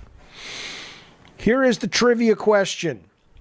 In the ad for the Zambi game, Into the Dead, Our Darkest Days, I always get the title mixed up, but you know what I'm talking about. It wasn't Swapfire. Which, by the way, you can play the demo right now on Steam. It's quite good. And the combat, my understanding is they're releasing a new version pretty soon that's going to have improved combat, which is really exciting. So if you've played it, you'll know why it's really exciting, the combat part. But in that ad, there were 2 of these things. I only need one of them, though. No, Jacob. The answer is not that it was brown. In the ad, there was, or in the clip, there were 2 businesses the player went into. Tell me, I don't need the names of the business, but what were the 2 different, what was one of the 2 businesses the player went into? Because everything else, one was, Movie Maniac got it. Well, good Lord, Zeke. If I was looking for specific, Zeke would have gotten it. But no, Movie Maniac got it first. Gas station. Yeah. There you go. Movie Maniac, hit me up and let Tech Protect know that you are the winner. And I think what we'll start doing is if we actually do pull this off with certain companies, we'll do a couple of these a week. And then, so I think the plan would be to do something like do one on Monday, Wednesday, Friday. And if you win, you can decide whether you want to take your gift card and go home, or if you want to put yourself on the wheel for a $70 gift card on Friday. It doesn't matter. It's irrelevant. I'm just speaking out. Don't worry about that. Point is, you got your $20 gift card, good sir, Zeke, not Zeke, Movie Maniac. Hit up Tech Protect and me and we'll get you covered. Hello, Andy Tudor.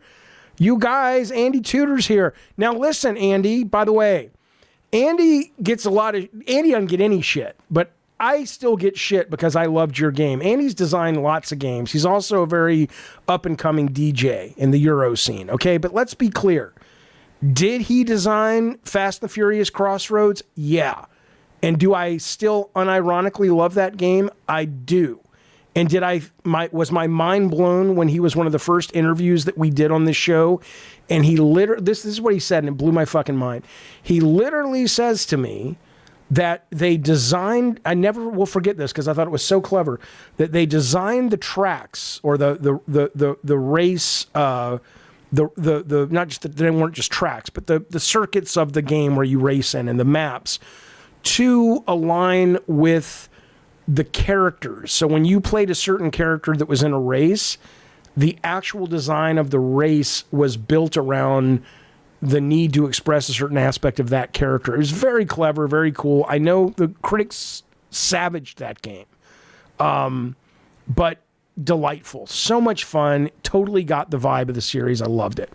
Good to see you, buddy. Andy's like, dude, I just said, hey, I don't really need a fucking, love letter to my brilliance. Shut up, Andy. Ron, thank you for the super chat. Is Metal Gear Solid 3 too slow paced to succeed in 2025? I haven't played it since 2005. You're doing what? Okay, thanks, bud. I haven't played it since 2005, but I remember really liking it, so I don't really know. I think it'll do well. I'm looking forward to it. But I don't know. But thank you for the super chat. Yeah, Andy says that game ended up selling 1.2 million copies. Good. It should have sold. It was really fun. And look, slide away. I know you're kidding, and somebody else is kidding about me being a shill and stuff, but I like things I like. I want to talk about them. And I also do go out of my way to say that if I like something that you don't like, it's not because I'm getting paid for it. I've turned down actual advertisements because I'm like, I can't get behind that.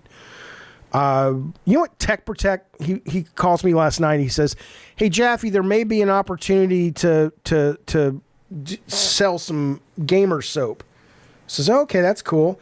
He says, "But could we get a video of you taking a shower with the soap?" And I'm like, "Motherfucker, no, I'm not doing it." He says, "What if it was $30,000? I still, no, I'm not doing it." Kind of fucking weird parasocial fucks are out there watching this fucking show that it will become their masturbatory material. No, I'm sorry. It's not happening, Tech Protect. Never going to happen. Never going to happen. Oh, interesting. Okay, yeah, Andy says, "Get me on the stream again if you ever want to talk about Web3 games." Been there, done that. What a world. I would love to. Absolutely. Oh, it's not $30K to take a shower. I'll take a shower for free. I'd sometimes take 2 or 3 of them a day. But I'm not going to be filmed doing it unless you pay me a lot more money than that. Maxwell, thank you, buddy. He says, Maxwell Quevedo says, "You said Gummy Bears is testing great." Gummy Bears is the code name for the game from Bungie, which is the MOBA aimed at a more cozy, lo-fi family audience. Maybe it may not be aimed at family, but thematically it's that kind of thing. Apparently it's testing great internally. Any more info on it? Not really, other than the news that leaked earlier in the week that game has been pulled from Bungie by Sony, and 40 of the people that were working on it have now been set up within an already existing, I believe, Sony internal studio. So it's kind of a full-on Sony project now, but it's still being made by the people who made it at Bungie. So that's all I know. I'll tell you this, he says, "If Gummy Bears ain't nothing like PS All-Stars Royale, no one will be interested. We want a PlayStation Smash." Well, that may be the case, but I don't think this has to be that. I think Gummy Bears could very well be PlayStation branded, but that's never been part of the reporting I've read. In fact, I read that they started it very much like Nintendo. It kind of came from pure mechanics and pure prototypes, and almost immediately out the gate, Maxwell, it was playing and people were loving it. So whatever it becomes, it sounds like, at least in the short term, I don't know if it's got legs, it's really well done and fun. But yeah, I know. Look, PlayStation is absolutely sleeping on the opportunity, unless they're making something we don't know about, to give us PlayStation Smash, PlayStation Kart, and PlayStation Car Battler. All of those need to be happening, and the fact that they haven't yet is goofy. Jarvie says, "Did I miss the MK being open world? Mortal Kombat 9 or Mario Kart?" I'm just saying that IGN ran a report, Jarvie, about a number of things that they're speculating based on them and other people writing about what we saw yesterday with Mario Kart 9 being embedded in the Switch 2 reveal. And what they said was, one of their theories is it could be open world, kind of like Diddy Kong Racing or like Burnout or something like that. I'm not suggesting it is. That's just what they said. Okay. Okay, let's move on. What game? So this is a... I would totally shill sex toys, yeah. But I wouldn't take a shower on camera because holding up a sex toy, assuming it doesn't break terms of service, that's just like, hey, imagine this with your girlfriend. Me being in the shower is like you going, hey, I can watch this with my girlfriend. No. And so Mike says, you wouldn't want people to masturbate to you? Not to my knowledge, no. Not to my knowledge, no. I like how, where did it go? Seeger says, "Jaffe, I will do the video if you want to split the $30K. What the fuck do I want to take a shower with you?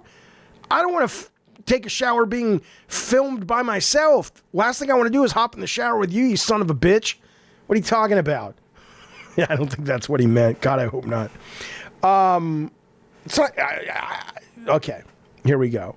What do you, Matthew says I got bad news, Jaffe. What's going on, buddy? What's going on, buddy?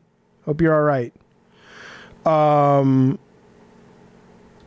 Jaffe and OnlyFans help diverse. Yeah, no, not happening. Okay, thanks. But thanks for the offer, Seeger. I appreciate it. I appreciate it, buddy. All right. So this guy posts this thing, play this song at my funeral. I don't care about that. What I care about is if you were to leave a game behind, how do you call in? Here's how you do it. Put yourself in the Discord. Tech Protect will let me know if anyone is waiting. Let me go in there myself so I can pull you in as well. It looks like Plazukas is waiting. One moment, and then I'll put a link up on the screen too. All right, hang on. And then if you want to call in on the collab cam on OBS, you can do that as well. You do not need to put your face on the screen, but we always like seeing faces, so do it if you don't mind. But if you don't, your audio will do just fine as well. I will put that link here. And let me put it to the top. I'll pin it to the top there. And then right after this, we're not going to spend too much time on this story, but right after the story, we'll get to some of the Sony drama. Maxwell, thank you for the super chat. He says, if they do a game like Mario Kart, but with the chaos and mayhem of Twisted Metal with PlayStation characters, that would be a banger. Yeah, I mean, certainly they would have to kind of adult it up a little bit. 100%. I agree. I totally agree. All right, let's bring in Plazukas, and let's Plazukas. Let me actually. I'm going to put Plazukas back. Plazuka, you go back in the swimming hole.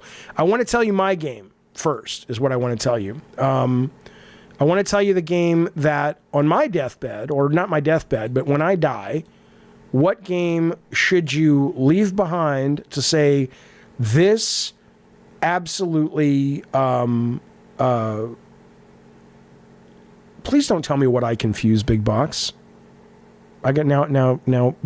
Tech Protect, will you copy Big Box's comment about my confusion, and we'll get to it later. My game that I would leave behind to say this game represents Jaffe and the essence and the soul of who he was on Earth. And here it is right here. It's almost brand new. It's almost brand new. Indiana Jones, The Great Circle. This game is my essence. It is about solving the mysteries of life. It was close between this and Starfield. Interesting that they're both Bethesda games, but regardless, it's between. It's about the mysteries of life and what comes next, and the love I have of history and archaeology and just stories. It's bright. It's optimistic. It's about going out there and just having adventures in the world. To me, this represents my soul better than any other game that I've ever played. And if I were to leave this behind and someone were to say, oh, I miss my dad, or I miss Jaffe streams, or I wonder what Jaffe was really like. I never lived as Indiana Jones, but this represented my spirit better, I think, than any other video game that I can think of. So that is mine. Let's find out what your game that you leave behind to the world to represent the essence of who you are. I want to know what game that is. Plazukas is first up. Plazukas, what game are you leaving behind to let people remember you the way that you feel you really are? What game? I would say The Last of Us Part 1. Why? Because I think it encapsulates the struggle of the human condition, as far as, what would you do if you were faced with an impossible decision to save the world or to save the ones you love. But that represents you. I'm not saying what your favorite game was. Yeah, it does represent me. Why? I'm in a constant conflict about how much money should I make compared to how much should I rest on my laurels and my beliefs. Okay. So Addie Pie says that is a boring, pretentious pick. But, what do you say to Addie Pie? Well, first of all, obviously I have my own criticisms of Part 2, so I'm thinking of this just in the isolation of just the one video game. Okay. And I don't think it's a boring pick. I think The Last of Us Part 1 is a masterpiece in storytelling. So if you think that, I think maybe you're looking at it from a very pretentious point of view and potentially using part 2 as a way to criticize my pick. Got it. Okay, but I think you're articulating it well, the idea that it's like that struggle between what you know is right and maybe what society tells you is right. Okay, good one, Plazookas. I'll put you back into the swimming hole. If you want to talk about the next topic, I'll bring you in then. Thanks, buddy. Bye. All right, now I'm going to bring on good Sir David Seeger, who's calling in on his camera. Let me find, there he is up there. What is up, buddy? What's going on? Wait, can't hear you at all. I don't hear you at all. I have your volume all the way up. Let me check and make sure Collab Cam is working. One moment. Could be on my end, though. Hang on. Probably is. It always is. Not always, but oftentimes. Properties. Collab Cam. All right. Say something. Hey, can you hear me? Nothing. Say it again. Can you hear me? Okay, you guys. I think you guys can hear him, right? But his volume's real low. Tech Protect, can you hear Seeger? Oh, he just went away. Can you hear me? Yeah, I'll call back. Take the next caller. Don't worry about me. You guys can hear him, but he's vanished now. Where did he go? All right, well, I'll bring in somebody else while we're waiting for him to call that's back. fine. I'll call back. What happened there, man? Oh, he's back. You're back. All right. Oh, all right. Let me bring in some other people, and I'll figure out why I can't hear them. In the meantime, though, call back in, David, and I'll bring you back on. This is Martin. Martin, it's Jaffe. What's going on, bud? Hey, Jaffe. So the question is, what game would I take to my deathbed that others can share what I'm did that they know about me? Yeah, that would best reflect the essence of sort of who you are. So I had two I was deciding between. I was going to do God of War, but I changed it. Do you remember the game The Warriors by Rockstar Games? I know what it is. I never played it, but I'm aware of it.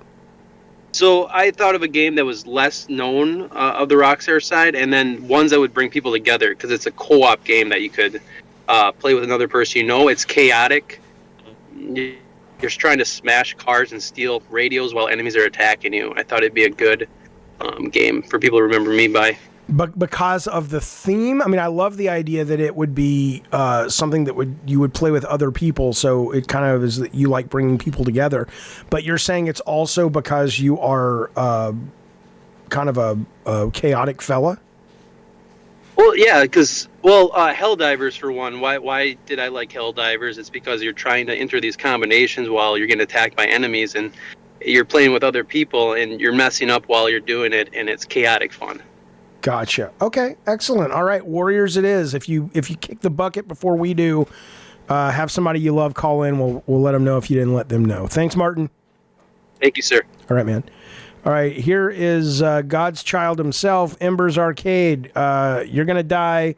I know you think you're going up to see Jesus. That's how you think. That's fair. But what game are you leaving behind to let people remember the kind of person that you were? Dark Souls. Why? I think that it's extremely somber and serious. It has a sort of a Catholic tinge to it, which not intentionally, but I kind of see it that way. And there's very little music in it, but there's one particular piece of music that I think is so beautiful, which is just this ambient soundtrack while you're inside of the Firelink Shrine. It's one of the only times that you have a soundtrack while you're playing the game and you're not fighting a boss. There's a serenity to it. It's this deep sadness watching a sort of a world fade away, and I think it embodies the theme of death and seeing sort of what's left behind. And so, yeah, it would be a sad thing, but I also put like 500 hours into it, so I think it's... But do you... Okay, so you're saying you feel that game captures the way you see the world while you're living, which is kind of a somber, dark, depressed state? Well, sort of. It's not that everything's depressing and everything, but I mean that the Dark Souls and the FromSoft games in particular have this fantastic way of capturing the vision of a world that has ended and is slowly over thousands of years fading. Right? It's not this but why is that a reflection of the way you want people to remember you? I agree. It's great way to articulate one of the things that's great about FromSoft, but and their worlds. But why is that the game that resonates with a or would suggest to others this was Ember's life? Because I think that, I mean, and you know, I know you like to mock a little bit the faith, but there's sort of this this meta narrative about belief, which is carrying forward in dignity and in virtue and in service to something divine above you that maybe you can't quantify, in spite of all of this death around you. And you think about the story of humanity, and you look out into the stars, and we're surrounded by a void of endless death, and yet here we are, in spite of it, fighting and struggling and living to try to preserve some piece of it, even though it seems like it's all just entropy, it's all just fading into nothing. We're still here and we're alive, and it means something. And I think that the Dark Souls games, in a way, personify that sort of tragic but very epic meta-narrative of mankind. It's disturbing to me that I can both really find you obnoxious as fuck, but also like you a great deal. I don't like that. Can I say the feeling is mutual? I'm sure it is. But yeah, I mean, that is interesting. I mean, what I agree with you on, and what I find fascinating about the FromSoft games is there is that kind of, you know, persevering through just this horrible state. It's like you never have any vision that anybody comes home from a day of living in the world of, what do they call it? The Elden World Ring is the Between Lands, or whatever it is. Yeah, the Lands Between. Lands Between, and it's like, hey, how you doing? Oh, good. I had a good day fighting monsters. It's like everyone is chronically depressed and sad, but they still find a way to push on. I think that's a great. I don't like that you have to say that they're pushing on in service of something above them. I just like the essence of the person going, you know what? Life is shit, and I'm still here, and fuck it, I'm going to make the best of it, and I'm going to try my best to bring joy to people. I don't need somebody above me to motivate me, and that's where you and I differ. But that said, I still think it's a very beautiful way to analyze their work, and I appreciate the call. Thank you, Ember. Thank you. Yep. There he goes. Let's bring in the Mafia. Mafia, is this the Mafia, or just one of the heads of the families? It's Thanatos, Jaffe. What's happening? What's going on? Who's calling me? Who are you? I am Thanatos in the group chat. Oh, gotcha. How you doing, buddy? What's going on? Good. I have a video game that personifies me, I feel. Okay, so you die, you kick the bucket, they find this game, your lawyer comes out and says, the Mafia... Resident Evil 2. Resident Evil 2, the remake or the original? The original. Why? Why is that a good reflection of who you were? Well, a few things. I grew up hard, second generation here in America. I didn't really have I thought you meant like your mom put Viagra in your bottle as a baby. You mean you grew up like your life? No. Shoot. I see. I wish that would be... I don't know. That would be creepy. No, but yeah, anyway. But I never knew my father too much, and, I kind of identify with Sherry a little bit, like, all I want's, my mother and father's attention. I always got, like, shoved off on the other people. And I also, like, identify with Leon as, kind of came from nothing a little bit, got into the rust of it, and then became something great in life. Okay. So the character of Leon is really the reason that game is like, you want people to remember you in that sense. Like if you play that game and you play Leon, people would say this is Mafia's sense of sort of his journey of life, which is he kind of didn't come from much, but he persevered and became something worthy. That is facts, buddy. I love that. Isn't that great? Isn't that great? Video games can fucking do that. Now, why though would Resident Evil 2 not also, like, why would you pick the original and not the remake of RE2? Well, there's a long story behind it. Is it a good story or just a long story? Because I don't like long stories. It's a good story. It's a little depressing, but it's good. The Resident Evil 2 is the first game that I ever shared with my stepdad. Okay. And he passed away due to suicide. Okay. So like ever since then, I've been a big fan of the Resident Evil series, and I tend to follow in his footsteps. And he was a really good man, so I try to remember the good in life, sharing that moment with him. Well, how long after you played this game with your stepdad, did he step away from things? Did he go away?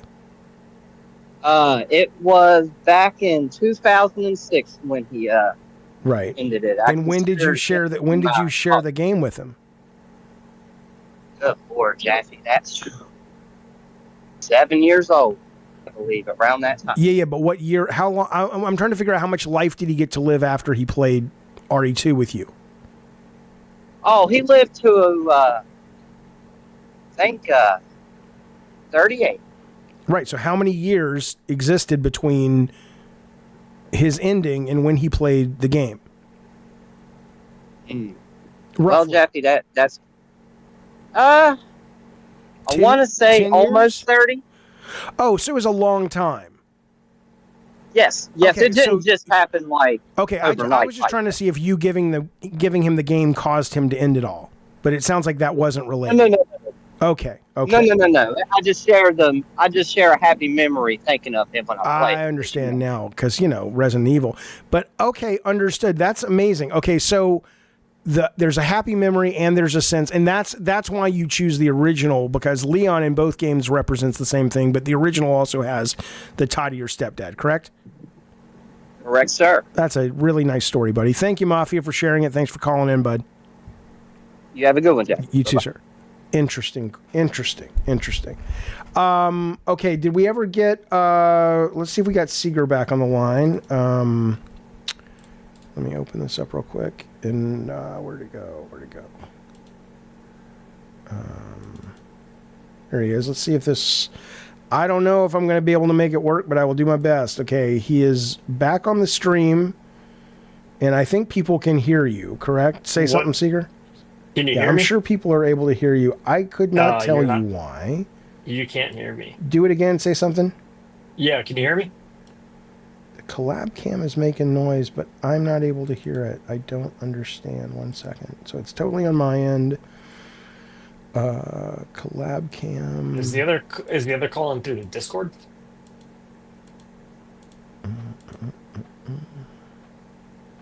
Okay. I don't know. All right, we're gonna try one more thing. Then we'll give up. We'll work on it tomorrow. But I'm gonna kill the collab cam. Call right back, Seeger. Sounds good. All right, I'm gonna reinstall the collab cam. I probably have to give you a new number.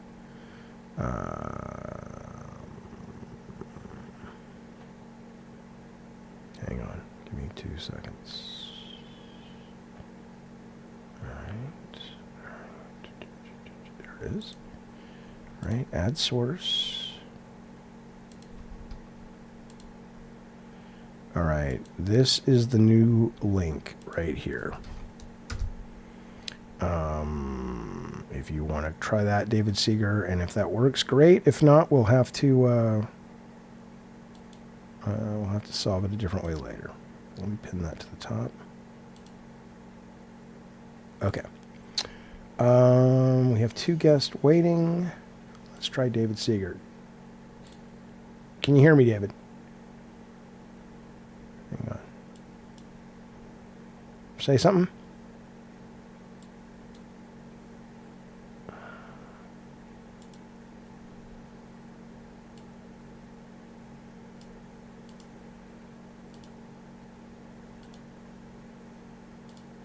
Matt, can you hear me? All right, so collab cam's not working. We'll fix this and do this tomorrow. Sorry, fellas, I cannot make it work, and it's going to be a no-go for today. Okay, we're going to move on. Sorry, fellas, I apologize. If you do want to call in, though, feel free to do so on the Discord, and I will bring you on the show, but I cannot make that work today. I am sorry. Okay. All right. Let's get to the Sony news, shall we? PlayStation Legend. This is coming from Games Radar. Shuei Yoshida says the Vita failed because a lot of technical choices were not good ones, and Sony couldn't support PS4 at the same time. What I will tell you is this has always been my problem with, and he was on Kind of Funny saying this yesterday. This has always been my problem when people talk about Sony peripherals and specifically Vita and PSP is I got to see it firsthand, and I was always just like, why anyone gets excited when Sony announces a peripheral, given what the bad faith that they have earned on behalf of their lack of supporting peripherals. It's ridiculous to me. So if they are going to get into proper handheld, I don't give a fuck, because they can't even get their cell phone group off the ground in terms of mobile games. Maybe they will eventually, but they can't right now, and it bothers me because I'm like, Jesus, guys, just make some new teams, right? And I know they have them with the cell. It's a different story, but the point is, though, I don't want to see Bend, Oregon main team doing Golden Abyss, even though I love that game. If you're going to launch a piece of hardware like PSVR 2, you need 10 dedicated teams. You got to budget that in. If you're going to launch a new handheld, you need 5 to 10 dedicated teams that are purely just focused on making games for that device. This theory, you'd think by now they would have learned this idea of let's launch hardware, let's get a couple of our AAA guys on it, and that'll motivate the third party. No, it won't. It never works. So I do hope that if they are going to do a handheld, or Xbox is going to do a handheld, they basically, not because I don't want a dedicated handheld team or group of teams, but because you have to absolutely, it better hook into your TV and basically be like the Switch, where you can play a game on the go or you can play it on your TV, but it's the same game. But the idea of a dedicated handheld anymore without the software teams to back it up, I think are bizarre. We saw it with PSVR. We saw it with PSVR 2. They did those better, but still not great. They did it with the Move controllers. They did it with the Vita. They did it with the PSP, with the PSP, and there were a handful of other little peripherals that came and went over the years. It was just like, why are you even doing this? Why the fuck are you even doing this? I don't understand. Okay. Jaffe, I get it, but the Portal was pretty decent. The Portal wasn't supported at all. I'm not saying it's not supported at a hardware level, but the PlayStation Portal, that's just pulling shit you already have off your PS5, though. There's nothing about the Portal that... Is that what you're talking about, the Portal, the new handheld thing? Yeah, that's a different thing. That exists to sort of play what already exists. That doesn't need its own dedicated software in terms of the games. Yeah, Jacob says if they can't release any PS5 games, how could they release any exclusive handheld games? I'm telling you, man, I don't know. And you have absolutely got to be like, and we're going to get to this in a second, but man, everybody tries. No one's at Sony or any of these companies not doing the best they can do at the given time. But man, when you think about just the lack of software and so many canceled games because they tripled down on this fucking live service stuff, which again, I get, but my God, the fact that they didn't have any other stuff to fill in, I don't know, but we'll get to that in just a second. Shu also said this, and this makes me feel a little warm because I can't stand the Horizon series. I don't want it to fail. It's one of the best looking games I've ever seen, Horizon Forbidden West. It competes with Ratchet & Clank Rift Apart in terms of just the most amazing looking console game ever. The technology is great. The dinosaurs are great. The combat is great. There's nothing about the execution of it that I dislike. I just dislike the whole brand as a brand and its characters and narrative. But anyway, here's what Shu said. Even though a lot of people loved it, he says, the game I was surprised about, he's talking to Kind of Funny, talking to Greg Miller, in terms of units sold, was the second Horizon game. According to Yoshida, he expected the sequel to sell better as it came after the already established IP. Here's his quote. Oftentimes, the second game does better because there are already millions of fans. And this is Games Radar, by the way. Oftentimes, the second game does better because there are already millions of fans. This wasn't the case with Forbidden West, although Yoshida initially thought it might be. Originally, he says, I love Horizon and the game did well, and I was hoping the sequel would do even better in terms of sales. The game was bigger and great, but I don't think the second one did as many units as the first. Which leads us into the conversation about these fucking live service games, which is, we got the news late last night, or yesterday, shut up, that Sony had Blue Point working on God of War, games as service, and working on, it looked like Siphon Filter. There were some leaks that came out of the art of this that looked like that was what they were doing. Both of those were canceled. The studios were not shut down, thank God. There may be layoffs, nobody knows unless that's broken during this live stream. And that's always sad when that happens. I want to speak specifically, though, to God of War. I made a video about this, but I want to talk about it live and get your thoughts and calls on this. And I see some people in the call-in waiting room. Tech Protect, let me know if those are people that want to speak on this story. If they do, I'll bring them in a couple of minutes. But anyway, so Games as Service God of War, that was killed. That was by Blue Point.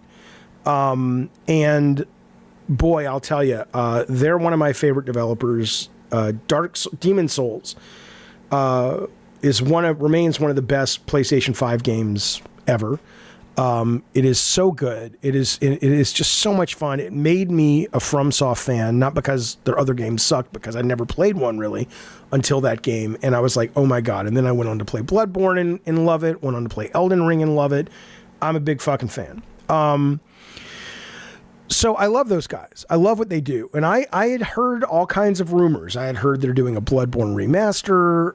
I had heard that they were doing a God of War remaster. And it turns out they were doing a God of War service game. Now, and this will tie back into Horizon, but what I think, there's only two things in my opinion that game could have been. One was it was sort of like a MOBA God of War game where you were using the heroes of God of War as the champions and other mythological beasts from various religions and whatnot. And maybe what ended up happening was this gummy bears thing we talked about earlier. Maybe they're like, well, you know what? That one's really taking off and this one's becoming really expensive. And Concord really shook us deep, and we're not going to we're not going to be as triple down on all this live service. One of these has to go. Let's get rid of this one. That's possible. The other one that kind of makes more sense is the Horizon the God of War service game being like a survival game, like a Monster Hunter game or like an Ark survival game. And that seems very similar to what we've already seen in leaked footage of the Horizon multiplayer game. 3 days ago, Guerrilla Games has a huge ambition for Horizon multiplayer game. It was the headline at Game Rant. They're predicting very high player interest. A recent job listing hints at the studio buying live server systems for the game that can support over 1 million people. So, you know, they're all in on this. And I'm torn on this a little bit because as much as I dislike the Horizon mainline games, I absolutely think the world is great. And I do think that if you were going to offer somebody, do you want to go into a Monster Hunter game, which is what I think the game from Blue Point was, a Monster Hunter Ark kind of game, because what else would it be? They're not going to make a fighting game. They're not going to make a kart game. You know, they're not going to make a hero shooter out of God of War. So, I mean, yeah, I guess you could argue they were trying to make sort of a more God of War 2018 Ragnarok version of God of War Ascension's multiplayer. But given that that never really set the world on fire, my guess would be no. But again, we're all guessing on this. We don't know. I'm sure it'll leak out. But my guess is it was similar to the Horizon game. But if you're going to offer somebody the chance to go into a world and fight monsters with your friends, I do think Horizon, because of the big dinosaur monsters, is a lot more original and interesting and fresh than jumping into another game where you're just fighting mythological beasts that you've been doing for 15, 20 years at this point. On the flip side, though, I don't like, and I saw this when I was at Sony, it was always whoever was in charge. Like when Phil Harrison was in charge, he wouldn't stop shoving fucking SingStar down our fucking throats. Anything that came from the Euro Studios that had a foothold over there was you know, the favored stepchild or whatever. I don't know, you know. And it's just like Horizon feels the same. You've got Herman Hulst running the whole show. You've got I forget what her name is, but she's running kind of the PlayStation Greenlight Committee. It's not called that, but she's kind of overseeing the portfolio. She used to run Guerrilla with a few other people. Now she's running that group. And it wouldn't surprise me if some of this was, well, we have a bias towards Horizon, and I would be really pissed to find that out. But I do think if you remove the emotional component and the fact that I just don't like Horizon, I do think that the world, if I was just all things being equal, hey, do you want to go in with your friends and fight like a giant Cyclops or a giant Kraken, or do you want to go through this world post-apocalyptic with these amazing robot dinosaurs? I think the dinosaurs would be where I would want to go. But I agree with Bitrate in the chat. Herman needs to relax with his Horizon bias. Horizon is, we have Shu saying the second one didn't sell. We know Lego didn't sell. It's not beloved. It's not good. It doesn't resonate. It doesn't connect. I'm sorry, but it's just not. And I know there are people who love it. I talked to Colin Moriarty the other day. He loves the Horizon series. That's great. I'm not saying it's like some piece of shit. It's certainly not an execution, but it's not. No one's cosplaying really as Aloy anymore. You know, no one cares. Am I wrong? Maybe I'm wrong. And in Big Box says Horizon sold over 32 million units. What the fuck? What I'm saying is when you've got the sequel selling less than the other one, that suggests a lack of interest. That's all I'm saying. Now, I wonder, was the sequel... PS4 had Horizon and PS5, but then the sequel was only on PS5, or was it also on PS4? Because when Shu basically says that it didn't perform, it didn't sell as well as the first one, is he basing it on both of those, or were they both on both SKUs? I don't remember. Yeah, Marshmallow says they included the copies they gave away for free in the bundles in the 32 million. Could be.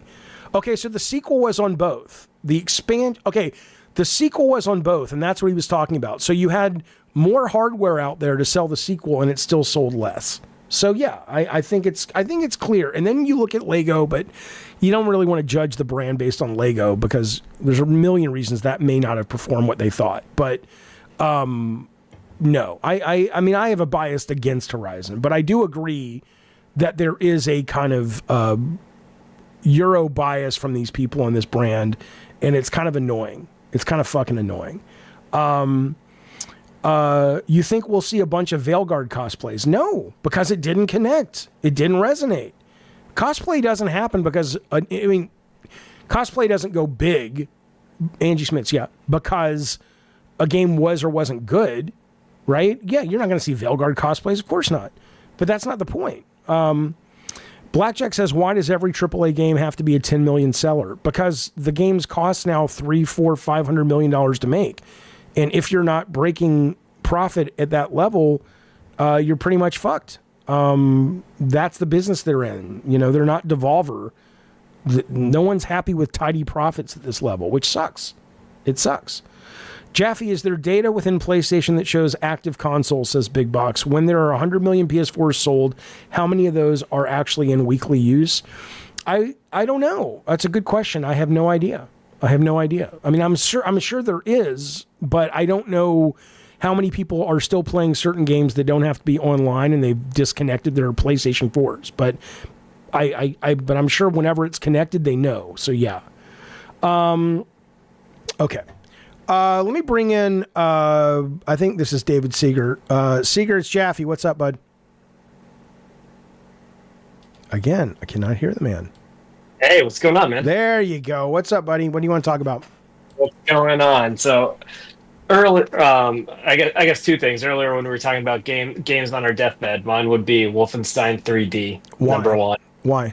Because anybody in my family that knows me knows that like that's the game that made me like I love gaming. I went from like being a little kid and liking like Mario and Sonic, and then I played Wolfenstein 3D when I was probably like 6 or 7 years old, and that was it. I was done from that point on, and all I cared about was gaming. Okay, so it's a historical, like, if you know you, it's like that's the game that got me into gaming. But are you saying that? And also, but does it represent you? In a way, because I'm not religious, but I love like occult and horror and stuff like that, and that's always been mixed in with Wolfenstein. And I think my lasting memory, if there's nothing, it should be kill Nazis. Okay, that's fair. So that would be, it's like, hey, if your kids played it, they would say, this reminds me of my dad because he was all about hating Nazis. Yeah. All right. Yeah. All right. Always defeat the Nazis in the next World War. Fair enough. All right. That makes sense. By the way, I want to let you know, let me see if I can find this real quick. If you like religion and religion and occult things, there's this really cool book that I got called... I will write it down. Yeah, give me 1 second. Let me... what is this fucking thing called? Your orders. Hang on, I haven't... This is called... Hang on. It's a bizarre little name. Hang on.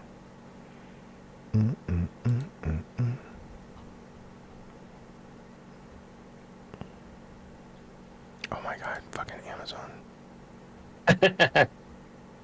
When you order too much shit on there, it's hard to find things. I know. It's Catholic. It's a guy. It's a real religious guy. Catholic, like I think it's called the Weird Catholic Handbook. Maybe let's see. Yeah, it's called the Weird Catholic Handbook. Right. And he basically traveled all over the world searching for Catholic ghost stories and myths. And they're really cool. They're really weird. There's one that's about St. Nicholas, who became Santa Claus, and how he fought a possessed Christmas tree with an axe. And it's really That's cool. awesome. It's a great book. Weird Catholic Handbook. Okay. Sorry. That's awesome. So what was the next thing? What was the next thing? Next thing, just going on with all of the, because we were talking about it in the Discord chat, just wanted to get your opinion on it, with the upcoming GPUs that are being released and kind of the nice entry-level prices of them, where, you can get the 5070 for $500. Do you think that the more affordable pricing and the advances in AI are going to start creeping in on console sales in the future? I'm sure they will, but I think I think consoles are doomed anyway. And I don't even just mean the streaming. There was a report that came out, and this was covered in PC Gamer, but the report was from a few days ago. It's a report, the state of video gaming in 2025, and it's like a 400-page fucking report. And one of the things they talked about, and I'll show it on the screen, but the gist of it was console sales are kind of stagnating and dropping, but PC sales, they're saying it's a bright spot, whether you're talking the handheld stuff or you're talking, a PC for your home, like a desktop. And the quote at the end was really the thing that struck me. He said, the analyst said, what's more, Apillion says PC gaming's momentum is still growing, unlike console, thanks to cross-releases of console exclusives, advancements in portable PC gaming devices like Steam and Roblox. He says this, hundreds of millions of children growing up on Roblox are unlikely to ask for a $500 console to play AAA games.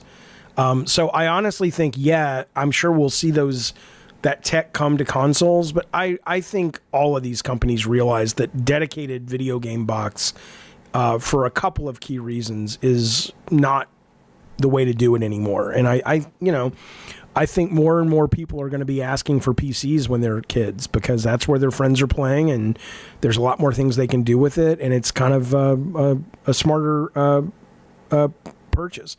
People don't get it though. Like PK in the chat says, I'm not playing games on PC like some World of Warcraft weirdo. Well, that's the thing, is it's so much easier now, because I play on my PC. I've been playing primarily for the last year or so, primarily on my PC, and I'm using I have controller just dedicated for my PC. It's the same experience almost as playing on console. Well, and I think what you're going to see too, whether you're talking Steam Deck or new consoles that can be PCs as well. A lot of people but I don't want to play in front of a monitor. It's like, don't. Mine's hooked up. My PC hooked up into my main TV in my office. And it's like, don't use a keyboard, use a controller. Yeah. It's a console. It just lets you play a lot more shit, man. Exactly. So, okay. Anything else? Nope, that's it, man. Sorry for all the that's my issue. All right, thanks, buddy. I'll talk to you later. All right, man. Have a good one. You as well. All right, let me bring in. Uh-oh. I keep bringing myself into the wrong room. Hang on. Why do you keep doing this? You're good. All right, hang on. Look at Plazuka questioning me. He's on my show and my server. Why do you keep doing this? I've never met such an arrogant son of a bitch, Plazukas. Hang on. Good God, this guy. I'm being respectful. What a forward young man you are. Okay, Matt, it's Jaffe. What's going on? Matt. My Matt. Yo. What's up, bud? I was calling in just to talk about, Shu's interview on Kind of Funny, and people are like taking it a little bit too seriously because he's still under NDA by Sony. So even if do you know that? I'm not saying you're wrong, but did he say that? You would. He just got sacked, but left the company last month. You're going to be under NDA for like 6 months, I'd imagine. There's a lot of assumptions. I can tell you, again, you're probably right. Although, frankly, for him to be revealing sales or lack of sales from Horizon Forbidden West suggests to me that maybe he's not. And what I can tell you is, a lot of people assumed I had a contract. Maybe new people, and I'm sure they had many opportunities to get Shu to sign a contract, and he probably did, but I never had a contract. When we worked at Sony and you got there early, none of us had contracts. Maybe once you got into the PS3 era, new hires signed contracts. He was CEO. He was never CEO. None of his positions were ever kind of board facing like that. He was sort of head of PlayStation Productions, but that's not like a... Yeah, that's not CEO. Yeah, that's like a board position or whatever. But anyway, point being is, what do you think they're taking wrong about what he said? Well, I just think in terms of the Bloodborne thing, he definitely, there either is no project in development, or he knows about a project that isn't in development and can't say, or he just doesn't know about the project in development. Well, either way, you're just starting at square one again. It's all highly speculative. Yeah, but are you saying people are assuming what he said, which was something along the lines of, it's Miyazaki's baby, and when he has time, that's the reason we haven't done it, or something like that? Well, I think that's accurate. I think he was being truthful in that regard, but I think there might be something in the works, but I don't know, maybe not. Shu is very much a trickster character, and he's not gonna, as much as he might reveal certain things like sales, whether he could or not based on NDA, he's not gonna spoil surprises. And here's what speaking of Bloodborne, I don't know if you saw this, but on the German PlayStation Twitter account today, or it was today, they tweeted out in German, but it translates to you say blood, or we say Bloodborne, and then it's like you say, and then question mark, right? And that went out today, and I'm going, okay, you know what, PlayStation, that's if you're not hinting at something, that is some shit right there, because that's not fun. You guys might think it's, and I'm not saying it's they violated some kind of wartime treaty or something, but it's not that serious. But it's kind of guys, people want this game, and and you're not. That's really bad customer service. It's not funny. Yeah. It's not memey. You are PlayStation, and people want this, and you dangling it. They're starved for it. It's they're not. absolutely starved for it. I think it's really. When I'm trying to express this well, because I don't mean it's really bad, I'm some kind of how dare you, use Bloodborne's name in vain. I don't mean that. I just mean it's what logic, what is behind a tweet like that? People want it, and so all you're doing is kind of pissing people off. What's the intention behind it? What value is it? Yeah, there is none except angering your fans. If there is nothing truly in the works, they got to get at least a remaster going or something. Yeah, it's a great fucking game, man, and I get that a lot of people, it might be too hard for a lot of people to appreciate, and that's fine. It didn't sell brilliantly compared to other games. I get that too, but it's brilliant, and I hope they do something more with it. Anonymous, you're simply wrong. I'm not anti-console. And PS5 sold millions and millions. I know, buddy. I understand. I'm not here to piss on your parade, okay? This is not that kind of show. You don't come here just to get your biases confirmed. I have a PS5, I have an Xbox X, I have a Switch. I will buy all the new ones when they come out, except maybe the Xbox, depending. But do I think PC is a better place to play games if you love games? Yep, I do. I do. That's not anti-console. That's just my own personal opinion. Just like you probably have one. So what? Shut up. All right. Sorry. What else, Matt? What else you got? Why do you think they had Bluepoint of all teams working on a live service game? This has got to be mismanagement to some point. Well, I knew they wanted to work on a new IP. They were pretty vocal about saying we want to work on something new. Which, I guess God of War isn't exactly new. It's new to them. Right. The only thing I can see is there was a hook to the live service game that we're not seeing or we don't know about. Well, that justified it. I think, look, first off, I think Bluepoint is great, and one of the reasons I think they were doing either a MOBA or probably beyond that, sort of a survival or Monster Hunter style game is because if you're going to give Bluepoint a service game based on what they had done most recently, which is Demon Souls, that seems to sort of fit into their wheelhouse of things they can do and then stretch a little bit. But I had this guy, Everett, on YouTube tweet at me or write to me. He said, I can see why Jim Ryan was fired from his position. This speaks to what you're saying. Let me just read it.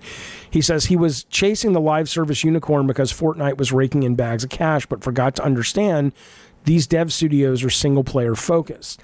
And that is true. I mean, the idea that you can just flip a switch and suddenly these guys can make a service game, I think was short-sighted. But I do think it's important to recognize the whole hindsight being 2020. You know, let's put it this way: as bad as Concord did, as rough as Sony is struggling with service games, they are still all in on service games because that is the only way to make money in this industry at the scale, in terms of entertainment software, at the scale that they need to make money.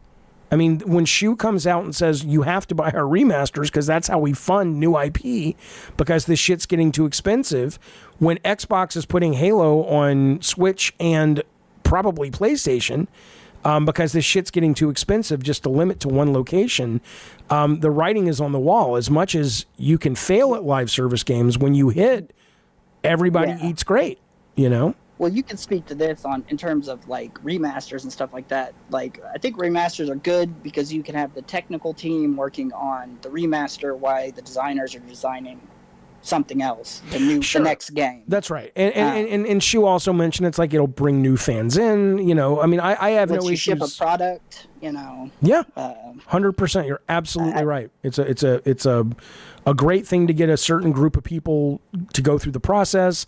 It helps the brand. People buy it. A lot of times they'll buy it twice. The team. Yeah. You know. Absolutely.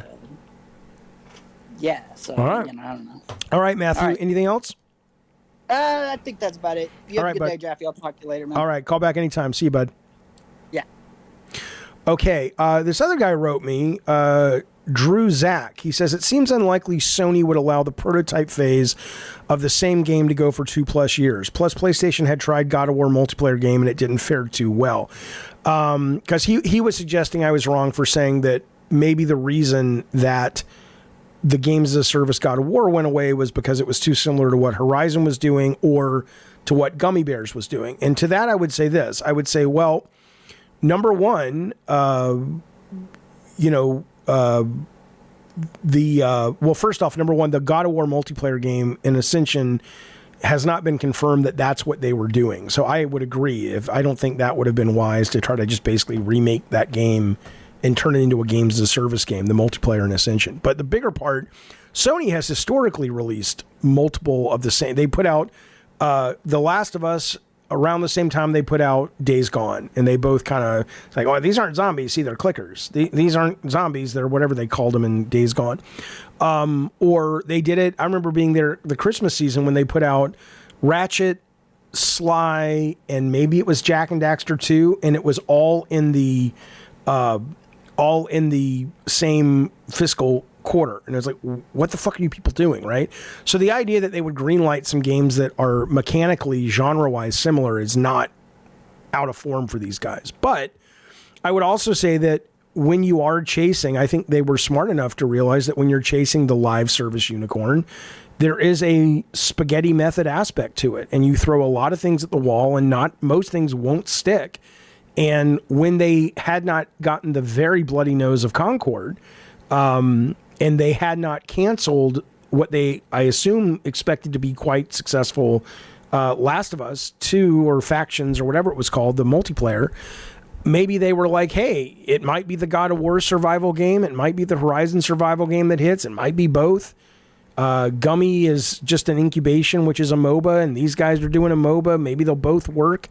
Maybe neither will work, but then Concord will take care of us. I mean, you absolutely, no one there's a guy that always infuriates me over on NeoGAF, Min in Boxes, because he's convinced, and I don't talk to him much anymore, but I used to go with him back and forth on NeoGAF, that there is a formula for successful games as a service. And I'm sure there is a formula, but I don't think anyone has figured it out yet and been able to consistently churn out.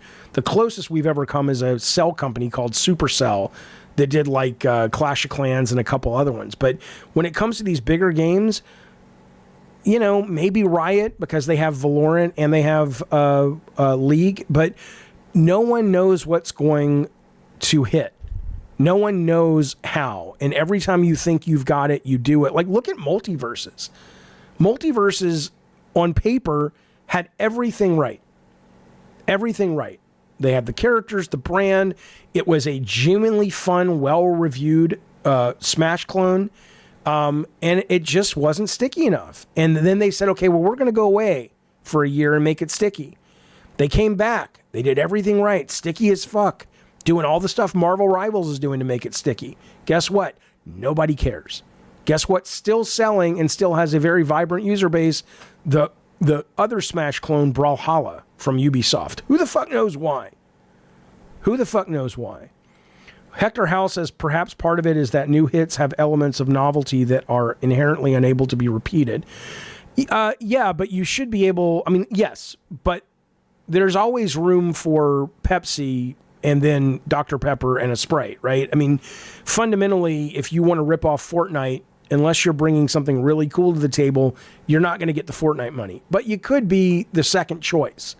And so there is value to understanding what worked and replicating 80%, and then maybe taking that 20% and going, okay, let's give that our magic novelty twist. Big Box says, reviews are meaningless in games as a service. I'm not bringing up the reviews as the fact that it needed to be successful in games as a service and thus it had a good review. Why didn't it work? What I'm saying is you can't throw at Multiverses the accusation and let it stick that it didn't succeed because it was a bad Smash Bros. Clone. Because people who review it and play it and really are into those kinds of games were able to identify that, no, this is a quality product of this kind of genre. I'm not saying because it had a good or bad review, it was successful or not. I don't mean that. Yeah. David Seeger says being the Burger King to Fortnite's McDonald's is not a bad place to be. Right. 100%. 100%. Okay. Anyway, so it's interesting times, man. And I'll tell you what, I am glad I am not living in those times with these people because can you imagine being the Blue Point team and being as talented as you are, and who knows why this didn't connect? Who knows why they canceled it? The Ben guys. I don't think Blue Point's going anywhere. I hope Ben doesn't go anywhere. But if they're going to shut a studio down, it's probably going to be Bend. Probably, maybe, sort of, kind of.